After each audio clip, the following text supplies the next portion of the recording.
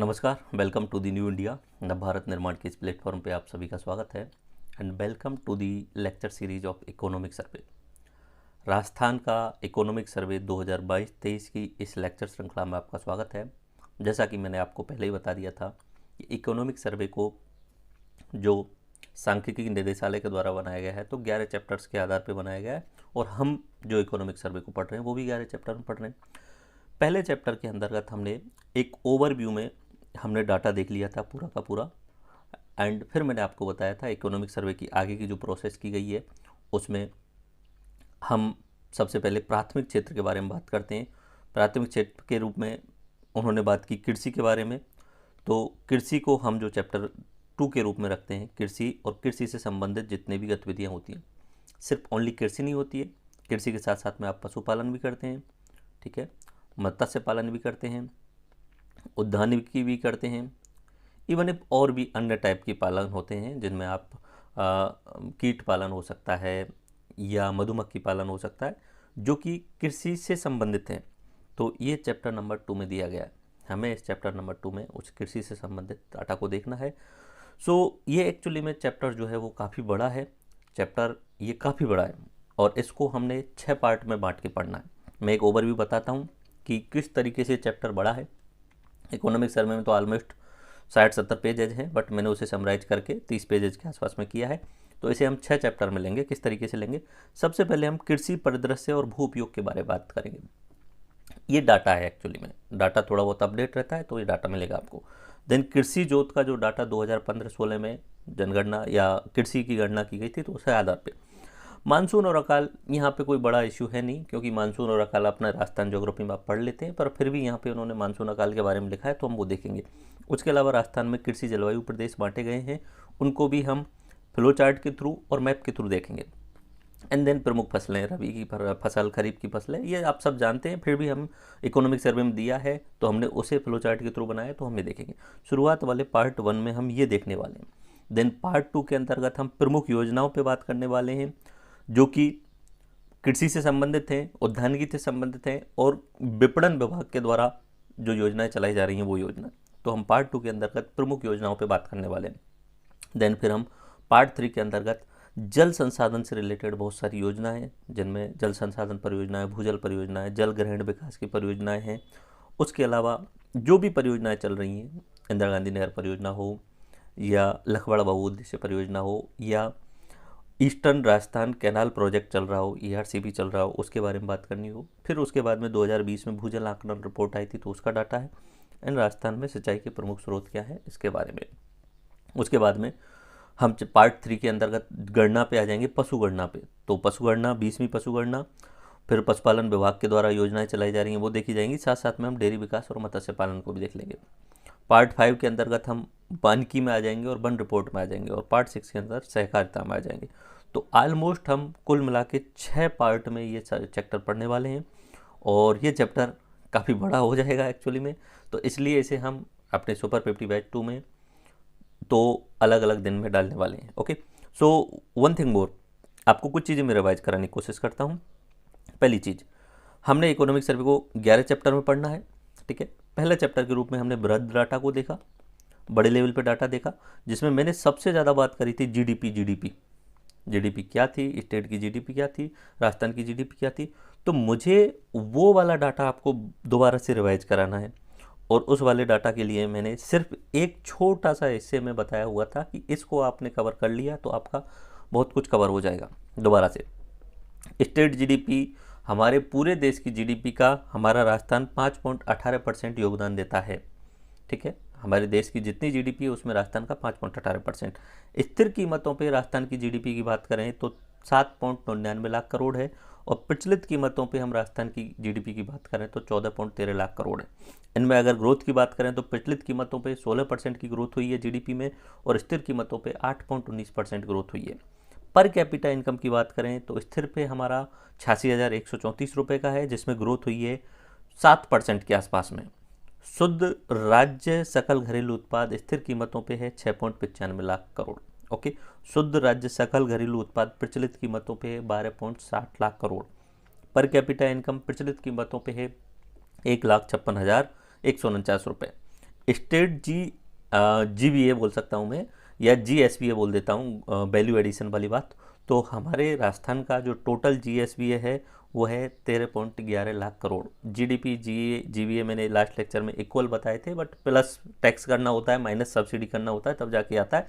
थोड़ा सा ये GDP से कम होता है GVA। ओके, बस इतना। सेक्टर वाइज मैंने आपको बता दिया था, 28, 27 और 43, इतना आपको याद कर लेना है। तो ये वाला जो फ्लो चार्ट है वो मैंने आपको एक बार रिवाइज करा दिया। अब आ जाते हैं हम आगे की बात। मैंने आपको बताया था जब हम इकोनॉमी को बांटते हैं तो 3 पार्ट के अंदर बांट लेते हैं। पहला पार्ट होता है अपना, जब भी अर्थशास्त्र पढ़ते हैं हम तो 3 पार्ट में बांटा जाता है। प्राथमिक क्षेत्र, प्राथमिक क्षेत्र वो क्षेत्र होता है जिसमें भगवान के द्वारा जो खनन या जो पदार्थ हमें प्रदान किए गए हैं वो प्राथमिक क्षेत्र होता है। यानी उसमें मनुष्य का कोई बड़ा योगदान नहीं होता है, मनुष्य उसमें मैन्युफैक्चर नहीं करता है। किस तरीके से, आप खेती कर रहे हो तो खेती में सिर्फ मनुष्य ने बीज डाल दिए, उसके बाद में वो ऑटोमेटिक प्रकृति उसे बड़ा कर देती है। आप खनन कर रहे हो तो वो खनन प्रकृति से प्राप्त हो रहा है। आप पशुपालन कर रहे हो तो पशु जो दूध दे रहा है वो ऑटोमेटिक प्रकृति की तरफ से दे रहा है। ठीक है, ये होता है प्राथमिक क्षेत्र वाला, प्रकृति के द्वारा प्रदान किए गए संसाधन डायरेक्टली, वो क्या होता है प्राथमिक क्षेत्र। फिर आता है द्वितीयक क्षेत्र। द्वितीयक क्षेत्र में क्या होता है, द्वितीयक क्षेत्र में प्राथमिक क्षेत्र के द्वारा जो रॉ मटेरियल या कच्चा माल है उसे लेकर के एक कंपनी में ले जाया जाता है, उसे प्रोसेस करके एक दूसरा नया माल उत्पादन तैयार कर दिया जाता है, दूसरा नया उत्पाद तैयार कर दिया जाता है। मान लीजिए गेहूं को लेकर के गए और यहाँ किसी कंपनी में लेके गए, आटा मिल में गए, और उसने उसे प्रोसेस करने के बाद में आटे में कन्वर्ट कर दिया या उसने उसे ब्रेड में कन्वर्ट कर दिया। तो ये क्या हो गया, इस प्रोसेसिंग को करने की जो क्रियाविधि होगी वो एक कंपनी में होगी, और ये कंपनी किस सेक्टर में आ जाएगी, द्वितीयक सेक्टर में। खनन, मान लीजिए कि आयरन ओर प्राप्त हुआ, लोहे का अयस्क प्राप्त हुआ, उसे किसी कंपनी में लेकर के गए और उसका कुछ पदार्थ बना दिया, उत्पाद कर दिया, तो ये कंपनी किस में आ जाएगी, सेकेंडरी सेक्टर में आ जाएगी। दूध को लेकर के उन्होंने कुछ नया पदार्थ बना दिया, घी बना दिया या चीज़ बना दिया, तो वो कंपनी जो ये काम कर रही है, सरस वगैरह या और भी कंपनियां, अमूल वगैरह, ये सब किस में आ जाएंगी, सेकेंडरी सेक्टर में। और टर्सरी सेक्टर यानी सेवा क्षेत्र, सेवा क्षेत्र में ऐसी सेवाएं जो होती हैं लेकिन एक्चुअली में तो दिखती नहीं है, उन्हें आप जो है वो हाथ से नहीं छू सकते हो। यानी एक तरीके से ये हुआ कि उनमें उत्पाद नहीं बनता है लेकिन सेवा दी जाती है। मैं आपको पढ़ा रहा हूँ, आपके पास में नॉलेज ट्रांसफ़र हो रही है, तो ये सेवा हो गई। डॉक्टर के पास जा रहे हो, डॉक्टर आपको देख रहा है और आपको दवाइयाँ रिकमेंड कर रहा है, तो वो सेवा हो गई। तो वो होता है तीसरा से। अब हमें पढ़ना है शुरुआत प्राथमिक क्षेत्र से। तो प्राथमिक क्षेत्र में हम कृषि, कृषि से संबंधित जितनी भी गतिविधियाँ हैं। अब कृषि अकेला तो होता नहीं है, कृषि से संबंधित पशुपालन है, ठीक है, मत्स्य पालन है, उद्यानिकी है, उसके अलावा बहुत सारे पालन आप कर सकते हो, जिनमें आप कीट पालन कर सकते हो, रेशम पालन कर सकते हो, और भी मधुमक्खी पालन कर सकते हो, अलग अलग तरीके से मुर्गी पालन कर सकते हो। तो वो सब किस में आ जाता है, वो कृषि एवं संबद्ध क्षेत्र में आ जाता है। शुरुआत करते हैं हम पहले पॉइंट से, कृषि परिदृश्य, ओवरव्यू, एग्रीकल्चर ओवरव्यू, डाटा। आज़ादी के समय कृषि में जो जीडीपी में योगदान था वो कृषि का जीडीपी में योगदान था वो 55% था। ठीक है, ऑल ओवर, मतलब ये मान लीजिए कि इंडिया के अंतर्गत जीडीपी में कृषि का योगदान बहुत बड़ा था। तो ये पॉइंट तो कोई बड़ा है नहीं, याद रखने का भी नहीं है, क्योंकि आज़ादी के समय पॉइंट गया। कहने का मतलब ये है कि आज़ादी के समय अगर 100 रुपये भारत के पास में बन रहे थे तो उसमें से 55 रुपये तो कृषि और संबद्ध क्षेत्रों से प्राप्त हो रहे थे, यानी प्राथमिक क्षेत्र से प्राप्त हो रहे थे। बाकी बचे हुए 45 द्वितीयक और तृतीयक क्षेत्र से प्राप्त हो रहे थे। लेकिन वर्तमान में ये घट करके राजस्थान में भी, राजस्थान की बात चल रही है तो राजस्थान का ही 55% है, इंडिया में भी ऑलमोस्ट उतना ही था। वर्तमान में ये घट करके 28.95% पे पहुंच गया है। ठीक है, यानी इस समय जीडीपी में योगदान, और ये प्रचलित कीमतों पे, और ये अगर पैसों के हिसाब से देखा जाए राजस्थान का, तो पैसों के हिसाब से निकल के आएगा 3.79 लाख करोड़। ओके, ये अगर इसे आप मैच करना चाहें, ऊपर की साइड में प्रचलित कीमतों वाला जो डायग्राम है उससे आप मैच करने की कोशिश करें तो आप यहाँ पे इसे मैच कर सकते हैं। ये आप देखिए, ये वाला ग्राम, ओके, ये वाला अगर आप चेक करना चाहें तो इसमें मैच कर लीजिए। ये लिख रहा प्रचलित कीमतों पे राजस्थान का जीडीपी है 14.13 लाख करोड़। ठीक है, इसका सेक्टर वाइज अगर देखें तो प्राथमिक क्षेत्र का कितना आ रहा है 28.95%, जो मैं आपको बार बार बोल रहा हूँ 28, 27 और 43 याद कर लेना, तो 28.95। और यहाँ पे भी मैंने वही सेम बात लिखी हुई है कि कृषि का वर्तमान में या प्राथमिक क्षेत्र का वर्तमान में जो राजस्थान की जीडीपी में योगदान है वो कितना है 28.95। और ऐसे अगर हम डाटा में देखें कितने रुपए का योगदान है तो 3.79 लाख करोड़ का। ओके, कृषि पर निर्भर जनसंख्या कितनी है अभी राजस्थान में 62% है। ठीक है, 44% डायरेक्ट है और बाकी बचे हुए इनडायरेक्ट है। अब कुछ यहाँ पे डाटा है कृषि से संबंधित, कुछ डाटा। योगदान वही प्रचलित कीमतों पे 28.95% है सेक्टर वाइज, और स्थिर कीमतों पे 28.50% है।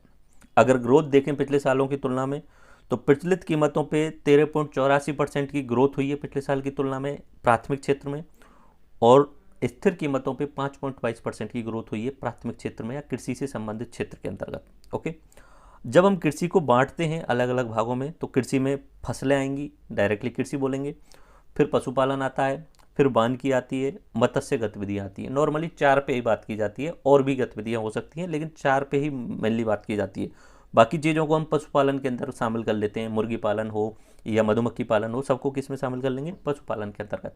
ठीक है, अगर मैं इसको पार्ट वाइज बांटूँ कि कृषि का अगर 100 रुपये कमा रहे हैं हम कृषि से, तो कृषि से 100 रुपये आ रहे हैं, उनमें से 46 रुपये फसलों के उत्पादन से आ रहे हैं, 40.41% यानी 40.41 रुपये पशुपालन से यानी दूध उत्पादन से और पशुओं के द्वारा जो अन्य उत्पाद बनते हैं उनसे प्राप्त हो रहे हैं, 7.20% जो हैं वो वानिकी से प्राप्त हो रहे हैं, और 0.39% पैसे मत्स्य गतिविधियों से प्राप्त हो रहे हैं। यहाँ पे कन्फ्यूजन नहीं करना है।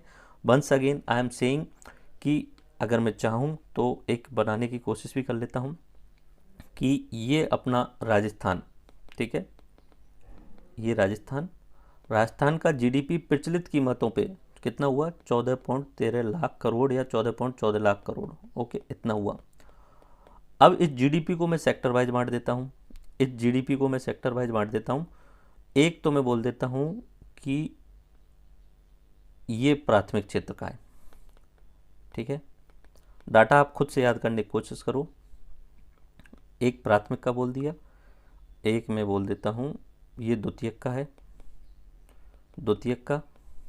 ओके, और ये बोल देता हूँ मैं तृतीयक यानी सेवा क्षेत्र का। ठीक है, आप याद करेंगे तो मैंने बताया था प्राथमिक का है 28, द्वितीयक का है 27 और तृतीयक का है 43। ठीक है, अब हम बात कर रहे हैं प्राथमिक की यानी कृषि संबंध वाले की, तो प्राथमिक पे और स्पेसिफिक जाते हैं तो प्रचलित कीमतों पे 28.95% है। ठीक है, अब इस वाले पीस को हम उठाएंगे, ये वाला हिस्सा जो है इस वाले पीस को हम उठाएंगे, ये वाले हिस्से को, ये वाला जो हिस्सा है ये किसका हो गया, कृषि वाले को। अब आगे हम इसे डिवाइड करेंगे, इसको हम 100 मान के, इसको अगर हम 100 मान के करेंगे तब मैंने बोला है आपको कि इसके हम 4 पार्ट देख लेंगे, एक फसल वाला, एक पशुपालन वाला, एक उद्यानिकी वाला और एक मत्स्य वाला। ये 4 पार्ट देखेंगे। फसल वाले का 40% है, पशुपालन वाले का 40.43 कुछ ऐसा परसेंटेज है, उद्यान एक बार क्लियर कर लीजिए 40.41, उद्यानिकी वाले का 7.20 है, ये है 40.41, ये 7.20 और ये है 0.39%। ठीक है, अगर आप देखें तो एक सवाल बनता है इसमें कि राजस्थान में जितना भी कृषि उत्पादन होता है या कृषि संबद्ध क्षेत्रों से उत्पादन होता है उसमें सर्वाधिक उत्पादन पैसों के मामले में या जीडीपी में योगदान किस चीज़ का आ रहा है, तो पशुपालन का। ध्यान रखना, फसलों से थोड़ा सा ज़्यादा हमें पैसा पशुपालन से मिल रहा है। ठीक है, फसल प्लस पशुपालन मोस्टली सब यहीं पे शामिल हो जाते हैं। उद्यान की 7.20 है एंड बचे हुए पे 0.43% मत्स्य के लिए होता है। तो डाटा इंपॉर्टेंटली है, ये पूरे राजस्थान का 100 मान के किया है। अब इस वाले को 100 मान के फिर उसका डिवाइड किया है हमने। ठीक है, तो सबसे ज़्यादा किसका है, पशुपालन का। ये बस इतना डाटा आप याद रखना है। बाकी ये वाला मैंने आपको बता दिया, स्थिर कीमतों पे तो 28.50 है, लेकिन हमें मेनली याद रखना है प्रचलित कीमतों पर 28.95% वाला। ओके, अब बात करते हैं भू उपयोग की, लैंड पैटर्न एंड यूजेज। हमारे राजस्थान में किस तरीके का उपयोग, भू उपयोग किया जाता है और उसके उपयोग किस तरीके से होते हैं। ये राजस्थान का क्षेत्रफल आप सबको पता है 3,42,000 वर्ग किलोमीटर। ठीक है, ये तो आपको पता ही है, या इसे मैं हेक्टेयर में बोलूँ तो 342 लाख हेक्टेयर बोल सकते हैं, क्योंकि एक हेक्टेयर का मतलब होता है 100 इंटू 100 मीटर, ठीक है, यानी 100 इंटू 100 मीटर मतलब 10,000 मीटर स्क्वायर होता है, ठीक है। तो इसे कन्वर्ट करेंगे तो ये पूरा निकल के आ जाता है 3.42 लाख किलोमीटर स्क्वायर। तो जो हम बोलते हैं ना 3.42 लाख किलोमीटर स्क्वायर राजस्थान का क्षेत्रफल, उसे अगर हेक्टेयर में बोलें तो डायरेक्टली 342 लाख हेक्टेयर बोल सकते हो, ओके। कृषि गणना की गई थी 2015 में, और उस 2015 के कृषि गणना में जो जमीन है उसको अलग अलग भागों में बांटा गया। अलग अलग भागों में कैसे बांटा गया?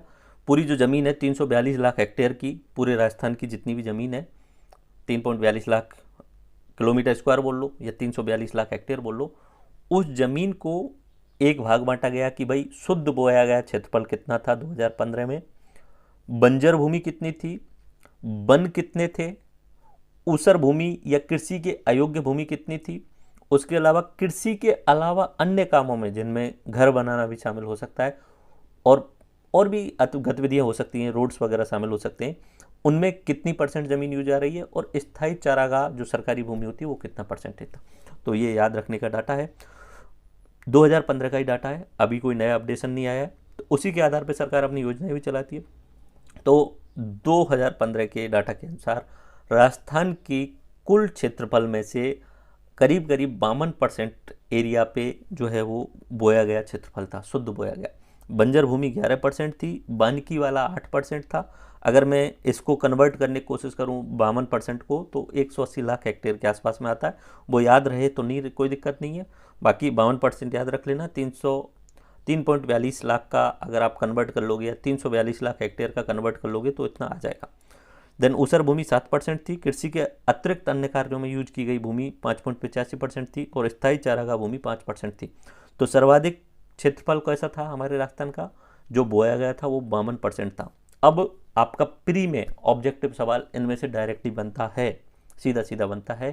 प्री एग्जाम हो या ऑब्जेक्टिव टाइप का कोई भी एग्जाम हो तो उसमें सवाल बनेगा राजस्थान में कृषि गणना 2015 के अनुसार ऊसर भूमि का यानी कृषि अयोग्य भूमि का प्रतिशत कितना है, तो 7% है।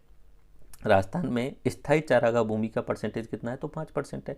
शुद्ध बोया गया क्षेत्रफल कितना था, तो 52% था। बंजर भूमि कितनी, तो 11%। तो ये थोड़ा सा आप रिवाइज करने की कोशिश कर लेना, दिस इज गुड।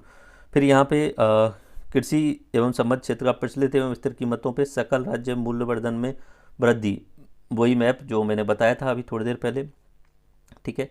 कृषि का योगदान कितना है, मैंने बताया था कि कृषि का योगदान है परसेंटेज वाइज देखें तो प्रचलित कीमतों पे मैंने बताया था 28.95% बताया था मैंने, ठीक है।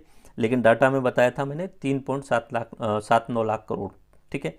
और अगर स्थिर कीमतों पे देखें तो 2.09 लाख करोड़। अगर ग्रोथ की बात करें तो प्रचलित कीमतों पे ग्रोथ थी 13.84% की, और स्थिर कीमतों पे ग्रोथ थी 5.22% की। ये ग्राफ भी उन्होंने बना के दिया हुआ है, आप चेक करेंगे तो आप अनुमानतः इसे चेक कर पाएंगे। यहाँ पे कृषि एवं संबद्ध क्षेत्रों को उप क्षेत्रों में बांटा गया है। उप क्षेत्र वाला अभी जस्ट थोड़ी देर पहले मैंने आपको बताया था, उप क्षेत्र में बांटा हुआ ग्राफ भी, कि मैंने बताया था फसलें, पशुधन, वानिकी और मत्स्य।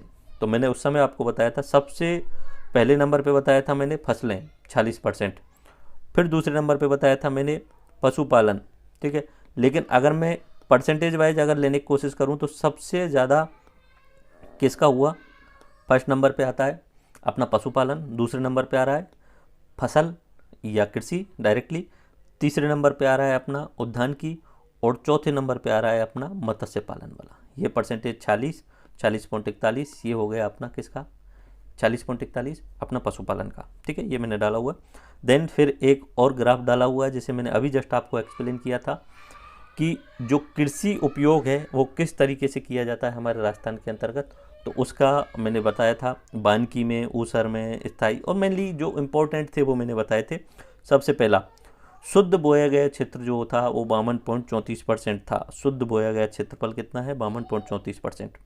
उसके बाद में और भी अलग अलग पार्ट हैं, लेकिन इम्पोर्टेंट कौन सा है, जैसे कि बंजर भूमि, बंजर भूमि ये वाली 10.87 या 11% के आसपास बोल सकते हैं, ओके। उसके अलावा वानिकी, वानिकी ये वाला है, ठीक है। और अलग अलग पार्ट हैं। स्थायी चारागाह, स्थायी चारागाह वाला ये वाला हिस्सा हो गया, ओके। एंड उसके अलावा भी आप एक एक देख लीजिए, क्योंकि कलर सेम सेम सा कर दिया इन्होंने, ब्लू ब्लू को कर दिया, लेकिन मैंने ये जो डाटा बताया था, ये वाला डाटा ये याद कर लेना, बस इतना काफ़ी है। इसमें से ही आपका सवाल बन जाएगा। दोबारा से मैं रिवाइज कराता हूँ। शुद्ध बोएगा क्षेत्रफल 52% है, बंजर भूमि 11% है, वानिकी में 8% योगदान है, स्थायी चारागाह 5% है, और कृषि के अलावा भी 5.85% जमीन का उपयोग किया गया। ओके, अब वही 2015-16 का जो डाटा था पिछले दो जोत धारकों के रिगार्डिंग कृषि की गणना की गई थी 2015-16 में, उसके आधार पे जो किसान हैं उन किसानों का विभाजन किया। अभी तो मैंने बता दिया कि वो ज़मीन है, उस ज़मीन का विभाजन किस आधार पे किया है, ठीक है। अब हम किसानों का विभाजन कर रहे हैं कि किसान किस प्रकार के हैं, मतलब उनके पास में कितना खेत है, उस आधार पे किसान क्या है।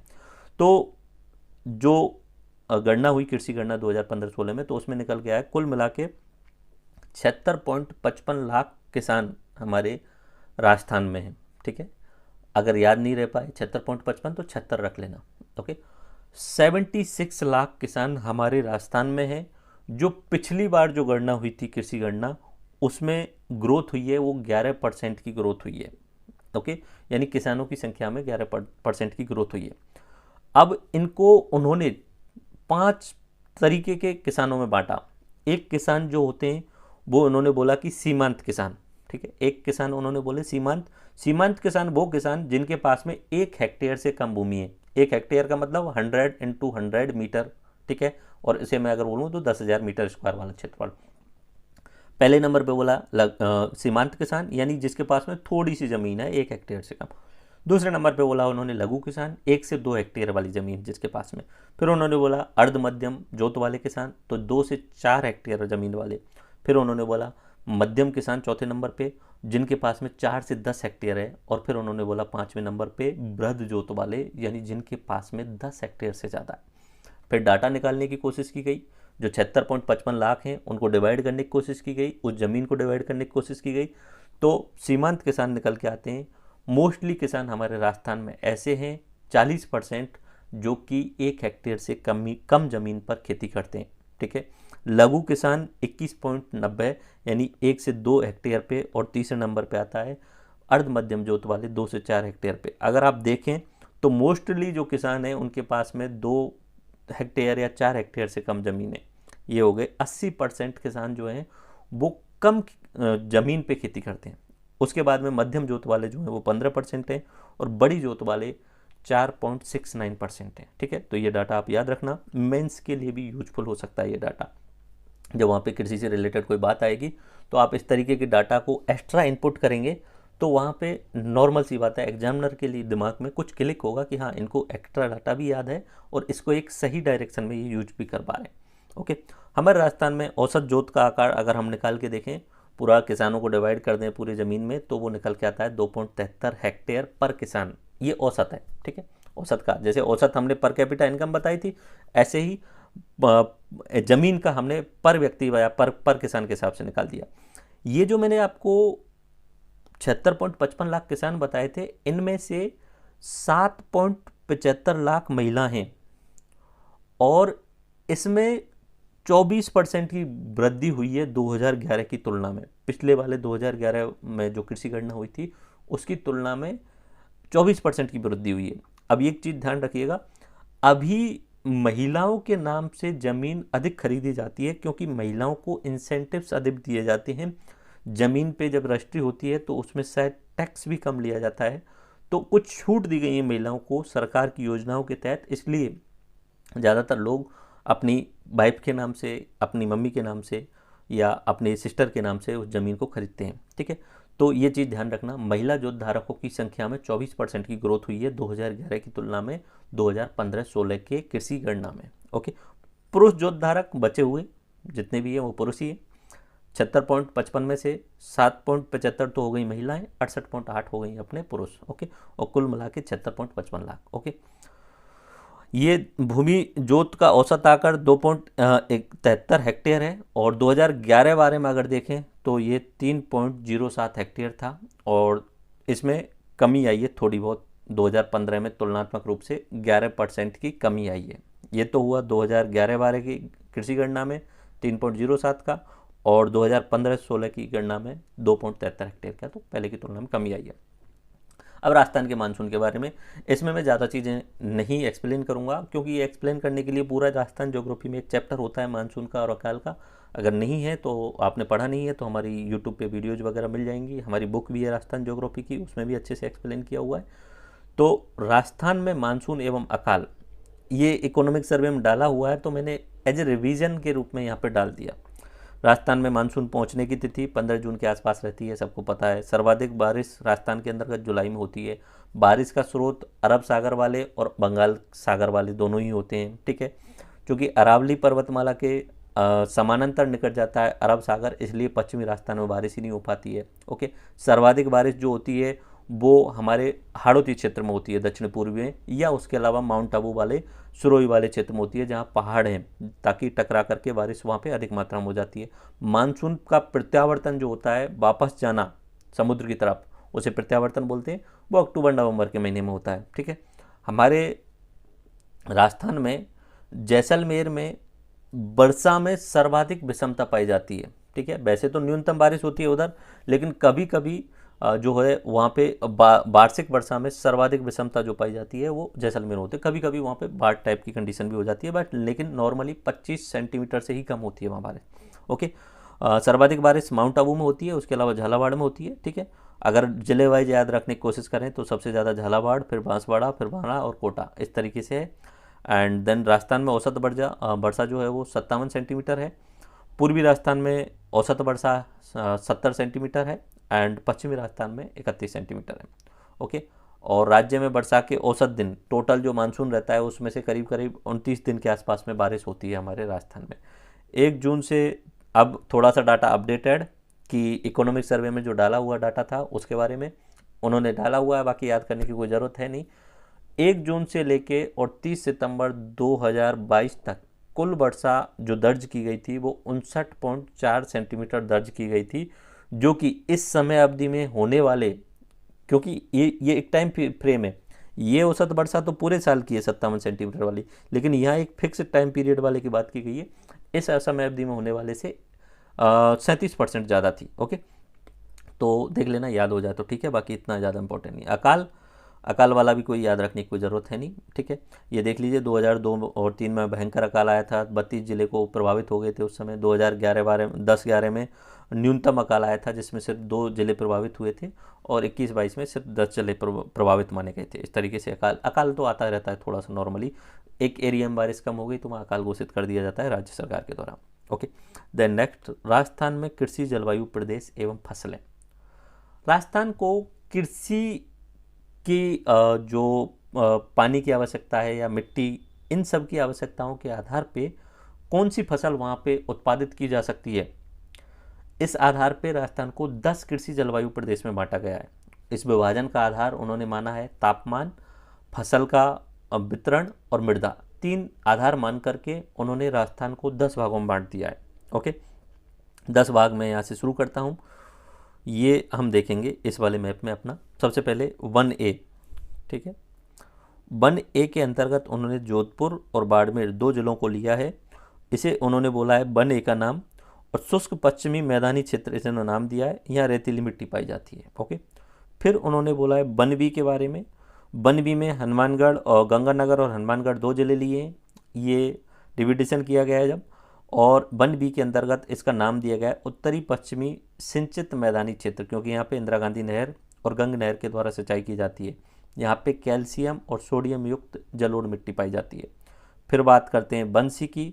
बंसी के अंतर्गत उन्होंने जैसलमेर, बीकानेर और इधर की साइड में उन्होंने चूरू, 3 जिलों को लिया है, और इसका नाम दिया है अति शुष्क आंशिक सिंचित पश्चिमी मैदानी क्षेत्र। ये अपने आप में पूरे राजस्थान का सबसे बड़ा आप एरिया देख ही रहे होंगे, और रेतीली मिट्टी पाई जाती है। फिर आगे हम चलते हैं सेकंड ए में उन्होंने 3 जिले लिए हैं, नागौर, सीकर और झुंझुनू, 3 जिले यहाँ पे उन्होंने लिए हैं। एंड सेकंड ए का नाम दिया है अंतःस्थलीय जलोत्सरण अंतःवर्ती मैदानी क्षेत्र, यहाँ पे दोमट लाल मिट्टी पाई जाती है। ओके, सेकंड बी वाला हिस्सा ये है जिसके अंतर्गत उन्होंने 3 जिले फिर से लिए हैं, अपना सिरोही, जालौर और पाली, ठीक है। ये जो है इसका नाम दिया है उन्होंने लूनी नदी अंतर्वर्ती मैदानी क्षेत्र, लाल रेगिस्तानी मिट्टी पाई जाती है या सीरोजम मिट्टी पाई जाती है। उसके बाद में सेकंड बी के बाद में second B, second A and second B. अब आते हैं थर्ड ए पे। थर्ड ए के अंतर्गत इसका नाम दिया गया अर्ध शुष्क पूर्वी मैदानी क्षेत्र, जिसमें जयपुर, अजमेर, टोंक और दौसा इन जिलों को शामिल किया गया है। थर्ड बी की हम बात करते हैं, ये एरिया जिसके अंतर्गत भरतपुर, अलवर, धौलपुर, करौली और सवाई माधोपुर, इनका नाम दिया गया है बाढ़ संभाव्य पूर्वी मैदानी क्षेत्र। यहाँ पे हाईएस्ट कृषित क्षेत्र है, इस क्षेत्र में सबसे ज़्यादा फसल की जाती है, फसल उत्पादन किया जाता है और यहाँ जलोढ़ दोमट मिट्टी पाई जाती है। उसके बाद में third A, third B and then उसके बाद में आता है अपना फोर्थ ए, ये वाला हिस्सा। फोर्थ ए के अंतर्गत उन्होंने जो जिले लिए हैं उदयपुर, प्रतापगढ़, चित्तौड़गढ़, भीलवाड़ा और राजसमंद, और इसका नाम दिया है अर्ध आर्द्र दक्षिणी मैदानी क्षेत्र, जलोढ़ कछारी मिट्टी पाई जाती है यहाँ पे। फोर्थ ए के बाद में फोर्थ बी में डूंगरपुर, बांसवाड़ा 2 जिले लिए हैं। आर्द्र दक्षिणी मैदानी क्षेत्र ये लोएस्ट एरिया है और गहरी चिकनी पथरीली मिट्टी पाई जाती है। और 5वें नंबर पे उन्होंने आर्द्र दक्षिणी पूर्वी मैदानी क्षेत्र लिया है, जिसमें अपना बूंदी, कोटा, झालावाड़ और बारां, ठीक है, ये शामिल किए हैं। और काली दोमट जलोढ़ मिट्टी यहाँ पाई जाती है। तो ये 10 भागों में जो है कृषि जलवायु प्रदेशों को बांटा गया है राजस्थान के अंतर्गत, ठीक है। इसमें अगर कुछ याद करने वाले पॉइंट अगर मैं आपको बोलना चाहूँ तो वो ये हैं, देखो कुछ सवाल जैसे यहाँ पे स्वामी केशवानंद राजस्थान कृषि विश्वविद्यालय जो आता है वो बीकानेर के अंतर्गत है और बीकानेर फर्स्ट सी के अंतर्गत आ रहा है।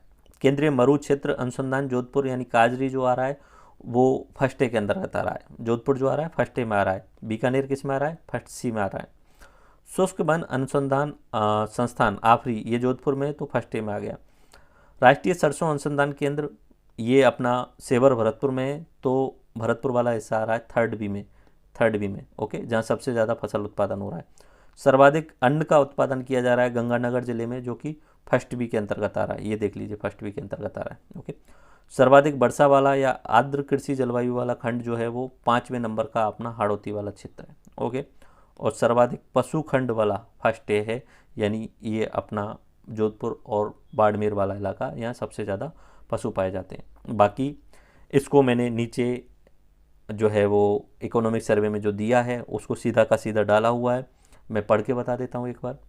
पहले नंबर पे उन्होंने बोला है शुष्क पश्चिमी मैदानी क्षेत्र जिसमें बाड़मेर जोधपुर को शामिल किया है, जिसमें फसल कौन कौन सी होती है? खरीफ में होती है बाजरा, मोठ और तिल, और रबी में होती है गेहूँ, सरसों और जीरा।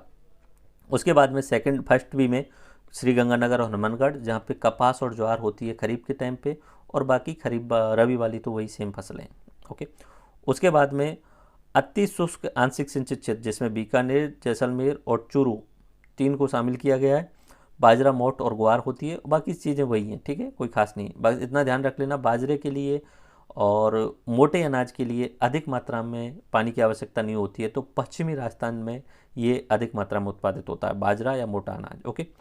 देन फिर आता है अपना सेकंड ए जिसमें नागौर, सीकर, झुंझुनू और चूरू जिले का भाग आता है, तो वही चीज़ें सेम, कोई अंतर नहीं है। लूनी वाला क्षेत्र आता है सेकंड बी में, जालौर, पाली, सिरोही, जोधपुर जिले, और इसमें भी वही चीज़ें, कोई खास अंतर नहीं है, बिल्कुल सेम बातें हैं। थर्ड ए जिसमें जयपुर, अजमेर, दौसा और टोंक आते हैं, वही चीज़ें, कोई भी अंतर नहीं है उत्पादन में, कहीं पे भी कोई अंतर नहीं है, सेम बातें।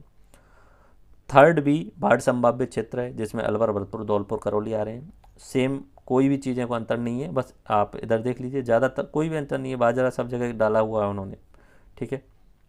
उसके बाद में फोर्थ ए जो है वो नीचे वाला उदयपुर के आसपास वाला है, तो मक्का, दलहन, ज्वार ये वाला थोड़ा ध्यान रख लेना। फोर्थ बी डूंगरपुर, बांसवाड़ा, प्रतापगढ़ का कुछ हिस्सा, एंड उसके बाद में फिफ्थ में अपना ये उन्होंने कोटा बूंदी वाला जो एरिया दिया हुआ हाड़ौती वाला, और वही सेम चीज़ें हैं, ज्वार और सोयाबीन जो है उनकी खरीफ की फसल है, और रबी में गेहूँ और सरसों होती है, ओके। आप गाँव के स्टूडेंट होंगे तो गाँव आपको पता है रबी में गेहूँ, सरसों, जौ यही फसल होती है, और आप देखेंगे ऊपर से नीचे तक गेहूँ, सरसों, जौ वही चीज़ें रबी में बोल रही हैं।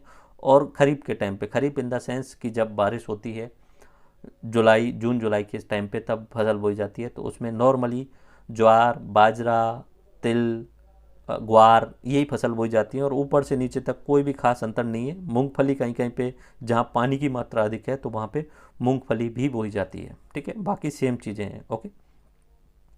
ये बस इतना ध्यान रख लेना, खरीफ की फसल कौन कौन सी है और बाकी रबी की फसल कौन सी।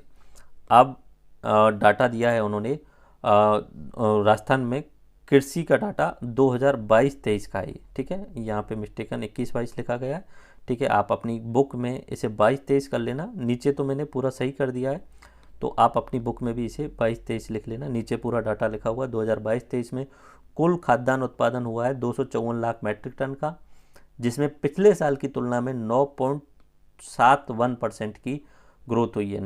9.71% की ग्रोथ हुई है पिछले साल की तुलना में। इस 254 लाख मैट्रिक टन को अगर मैं खरीफ में बांटूं तो 97 लाख मैट्रिक टन खरीफ का है, जिसमें 14% की ग्रोथ हुई है। और रबी के में 156 लाख मैट्रिक टन है, जिसमें से 7% की ग्रोथ हुई है। बट ये याद नहीं रहेगा तो ये वाला याद रखना है, ओनली ऊपर ऊपर वाला।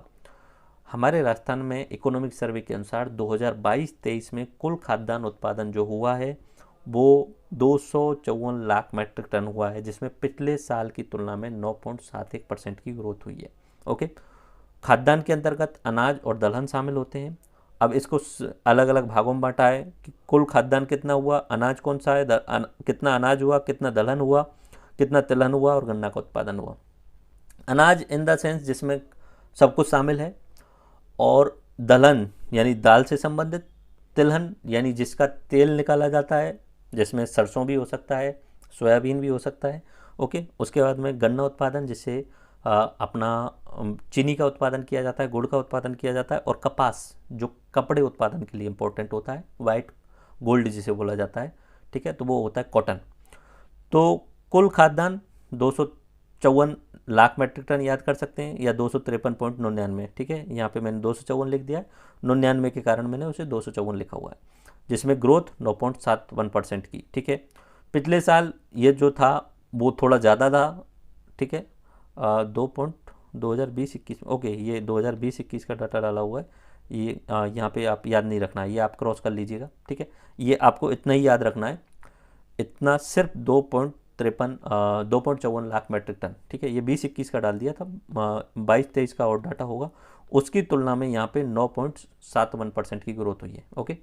उसके बाद में अनाज वाला हिस्सा इतना है, दलहन वाला हिस्सा इतना है, ये वाला हिस्सा इतना है। याद कर सको तो कर लेना, नहीं हो पाए तो कोई दिक्कत नहीं है, बट ये वाला इतना याद रख लेना। हमारे राजस्थान में 2022-23 में कुल खाद्यान्न उत्पादन 254 लाख मैट्रिक टन हुआ, जिसमें पिछले साल की तुलना में यानी 2021-22 की तुलना में ग्रोथ हुई है वो 9.71% की हुई है, ओके। ये आपको पता है रबी की फसल अक्टूबर से मार्च के टाइम पे बोई जाती है, ठीक है। फसलों में आपने पढ़ाई है, जिसमें राई, सरसों, अलसी, गेहूँ और तारामीरा ये फसल शामिल होती है। खरीफ की फसल जून से सितंबर यानी जिस समय बारिश होती है उस समय बाजरा, मूंगफली, तिल, अरंडी, सोयाबीन शामिल होते हैं। और जायद की फसल जो होती है वो मार्च और जून के बीच में बोई जाती है, जिसमें गर्मियों के टाइम पे बोई जाती है, लेकिन पानी की आवश्यकता होती है, वहीं पे हो सकती है।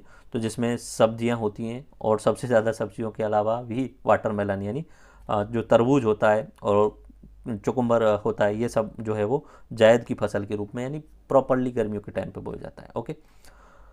कुछ फसलों के उत्पादन में हमारा राजस्थान टॉप पे है, वो फसलें आपको याद होनी चाहिए। बाजरा हमारा राजस्थान ऑल इंडिया में टॉप पे है।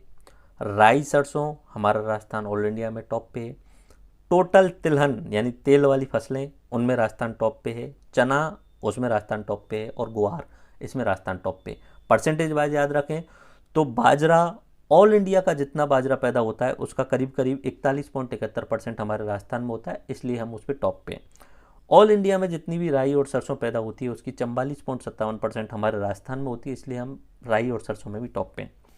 कुल तिलहन की अगर बात करें तो ऑल राजस्थान में जितना भी, ऑल इंडिया में जितना भी तिलहन होता है उसका 22% हमारे यहाँ होता है। चने का 19.37% भी हमारे राजस्थान में होता है, तो टॉप पे हैं। ग्वार का तो अधिकतर हिस्सा हमारे राजस्थान में ही होता है, ग्वार तो हमारे राजस्थान में ही होती है मोस्टली, ओके।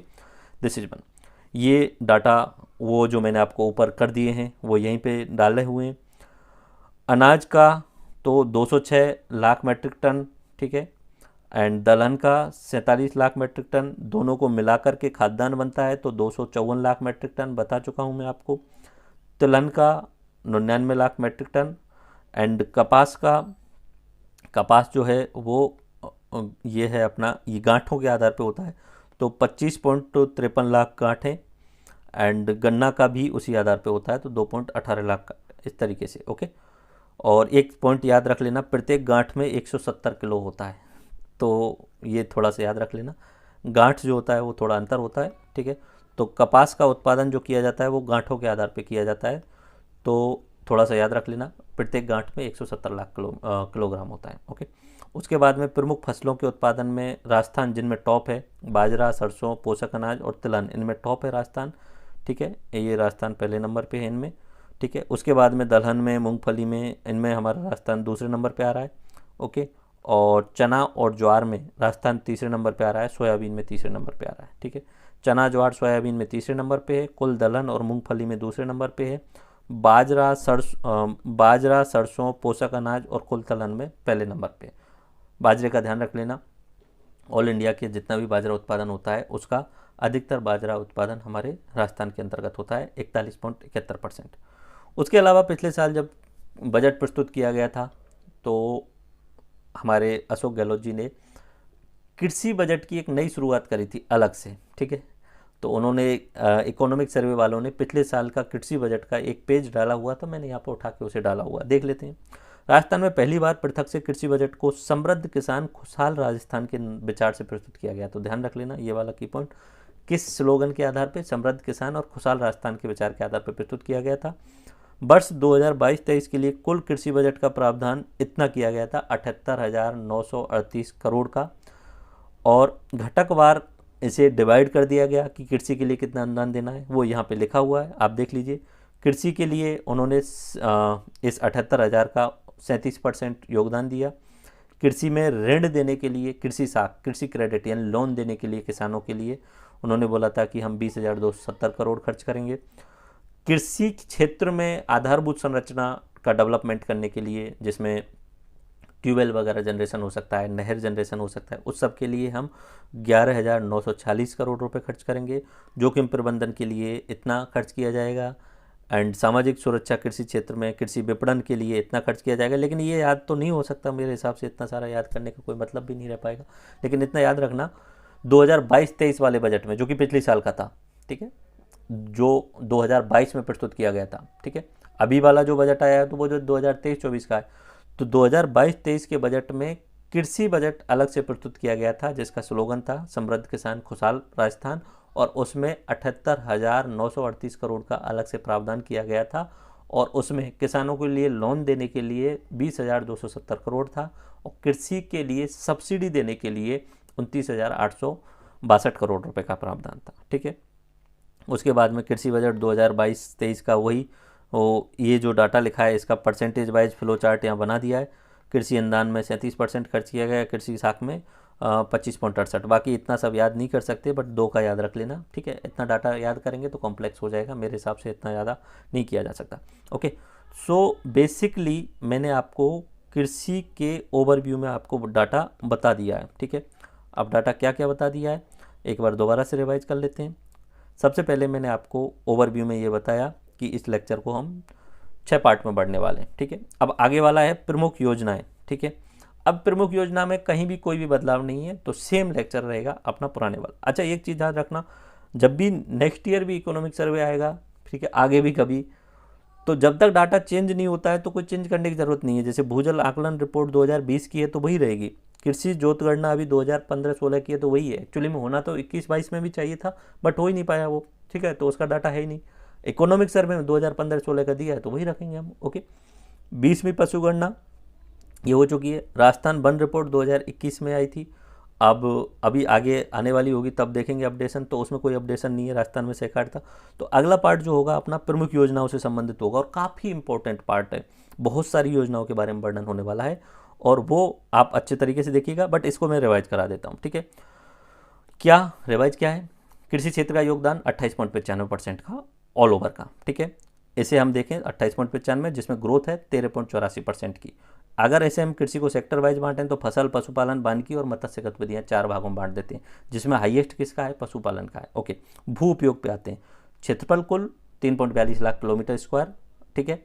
या 342 लाख हेक्टेयर का। ओके, जिसमें सबसे ज़्यादा बोया गया है शुद्ध क्षेत्र 52% का। ओके, बंजर भूमि 11% है, बानकी वाला 8% है, ऊसर भूमि जिसमें कृषि अयोग्य क्षेत्र है वो 7% है, और कृषि के अतिरिक्त अन्य कामों में 5.85% है, और चारागाह भूमि 5% है। ओके, देन मैंने यहाँ पे अगला आपको प्रचलित जोत धारकों के बारे में बताया। सीमांत किसान जो 1 हेक्टेयर से कम वाले हैं वो 40% है, 1 से 2 हेक्टेयर वाले 21.90% हैं, 2 हेक्टेयर से 4 हेक्टेयर वाले जो हैं वो 18.5% हैं, और 4 से 10 हेक्टेयर वाले मध्यम जोत जिन्हें बोला जाता है वो 15% हैं, और बृहद जोत वाले 10 हेक्टेयर से ज़्यादा वाले, ये मेंस का भी सवाल बनेगा, आपका ध्यान रखना, सीधा सवाल बन सकता है 2015-16 की कृषि गणना के आधार पे राजस्थान की भूमि जोतों का वर्गीकरण कीजिए, सीधा सवाल बनेगा, 5 नंबर का सवाल बनेगा। अगर ये आपने छाप दिया तो 5 में से 5 नंबर दे देगा, और बाकी कहानियाँ बनाएंगे तो शायद उतना नंबर नहीं मिलेगा। ठीक है, एक्स्ट्रा डाटा आप ये भी लिख सकते हो कि भाई 2015-16 की कृषि गणना में जो औसत आकार आया है वो 202.73 हेक्टेयर है। पहले 2011-12 में जब कृषि गणना हुई थी तब 3.07 हेक्टेयर था, 2015-16 में घट करके 2.73 हेक्टेयर हो गया, तो यानी पिछले बार की तुलना में हम 11% की कमी आ गई कृषि जोत के औसत आकार में। कुल किसान कितने 76.55 लाख हैं, जिसमें से 7.75 लाख महिला हैं। इन महिलाओं की संख्या में वृद्धि हुई है 24% की। उसके अलावा पुरुष आप याद रखें तो रख लेना, बाकी घटा के देख लेना। ओके, 68.8 लाख। मानसून और अकाल कोई खास बात है नहीं। कृषि जलवायु प्रदेश 10 बताए थे, एक बार दोबारा से जल्दी से रिवाइज कराता हूँ। पहला जोधपुर बाड़मेर वाला, ठीक है, दूसरा हनुमानगढ़ गंगानगर वाला, तीसरा सबसे बड़ा जैसलमेर बीकानेर और चूरू। ओके, उसके बाद में सेकंड ए, ठीक है, इसका फर्स्ट ए, इसका फर्स्ट बी और इसका फर्स्ट सी। अब सेकंड ए नागौर, सीकर और झुंझुनू। ठीक है, उसके बाद में सेकंड बी ये लूनी क्षेत्र वाला जिसमें Sirohi, Jalore, Pali. Third A Jaipur, Ajmer, Tonk, Dausa. Third B Bharatpur के पास वाला अलवर, भरतपुर, सवाई माधोपुर, करौली। ठीक है, ये वाला। देन फोर्थ है उदयपुर, चित्तौड़गढ़, प्रतापगढ़, राजसमंद और भीलवाड़ा। और फोर्थ भी आद्र नीचे वाला हिस्सा। ठीक है, ये फोर्थ है और फोर्थ भी थोड़ा मिक्स है, तो उसका कन्फ्यूजन मत रखना, ये इतना याद रख लेना। ओके, नीचे वाले एरिया के लिए फोर्थ वाला यूज किया गया, और फिफ्थ वाला अपना आद्र वाला एरिया हो गया। ओके, क्योंकि पिछली बार जो है उन्होंने इस तरीके से दिया हुआ था ये वाला। ठीक है, तो ये याद रख लेना कि उदयपुर और इनको दोनों जगह शामिल किया है, बट मैंने इसलिए ओनली इस पर फोकस किया, तो इतना तक एरिया आप शामिल कर लेना फोर्थ वी के तहत। ओके, नेक्स्ट इसके बाद में कृषि उत्पादन का डाटा है जो मैंने आपको बता दिया है। अब इसके बाद में हमारी राजस्थान सरकार की योजनाएं हैं, और इसके लिए मेरे रिकॉर्डेड लेक्चर हैं वो आपको उपलब्ध कराया जाएगा। एंड योजनाएं बहुत शानदार तरीके से मैंने आपको एक्सप्लेन की हुई हैं। आई उम्मीद कि ये जो लेक्चर सीरीज चल रही है वो आपको बेस्ट तरीके से समझ में आ रही होगी, और मेरी तरफ से जितना बेस्ट हो सकता है वो मैं आपको प्रयास कर रहा हूँ, जितना हो सकता है चीज़ों को रिवाइज कराने की कोशिश कर रहा हूँ। आगे आने वाले समय पे नेक्स्ट जो लेक्चर रहने वाला है ये अपना कृषि वाला है, कृषि की योजनाएं हैं। देन उसके बाद में पशुपालन वाला है, जलवायु अपना जल संसाधन वाला है, सहकारिता वाला है, डेयरी वाला है। ये तो अपने इकोनॉमिक सर्वे के चैप्टर 2 रहेंगे। उसके बाद में चैप्टर 3 में ग्रामीण विकास के बारे में बात होगी। चैप्टर 4 में हम अपना उद्योगों के बारे में बात करेंगे। उसके बाद में हम आधारभूत संरचना के बारे में बात करेंगे। फिर हम सेवा क्षेत्र पे आ जाएंगे, फिर शहरीकरण पे आ जाएंगे, फिर शिक्षा एवं स्वास्थ्य पे आएंगे, एंड बाकी जितनी भी स्कीम्स होंगे उन पे आ जाएंगे। एंड देन राज्य के पास में पैसा कहाँ से आता है, यानी वित्त के स्रोत, चैप्टर नंबर 10 में। और चैप्टर नंबर 11 में हम बात करने वाले होंगे सतत विकास के बारे में, इंक्लूसिव ग्रोथ के बारे में। ठीक है, बस ये सीक्वेंस रटा होना चाहिए। मैं बार बार बोल रहा हूँ, economic survey one of the best and important lecture series for you, क्योंकि इसमें से प्री में 15 सवाल आपके बनेंगे ही बनेंगे, और मेंस में 30 नंबर के आसपास में। कोशिश कीजिएगा जितना हो सके इकोनॉमिक सर्वे को लेक्चर के थ्रू रिवाइज करिए, और पीडीएफ और बुक आपके स्टोर पे उपलब्ध है, तो वहाँ से लेके इसे बार बार रिवाइज कीजिए। धन्यवाद, जय हिंद, मिलते हैं नेक्स्ट लेक्चर में। Thank you all. तो चलिए अब हम आते हैं कृषि विभाग के द्वारा बहुत सारी जो योजनाएं क्रियान्वित की जा रही हैं उनके बारे में।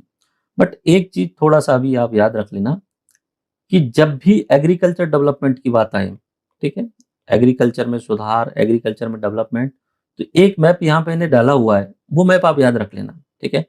और कुछ नहीं आए तो कुछ चीजें मैं आपको बोल रहा हूँ, उन्नत किस्म के बीज जो कि अपना घर ग्रीन ग्रीन रेवोल्यूशन में था, वही बात है मैं आपको बोल रहा हूँ।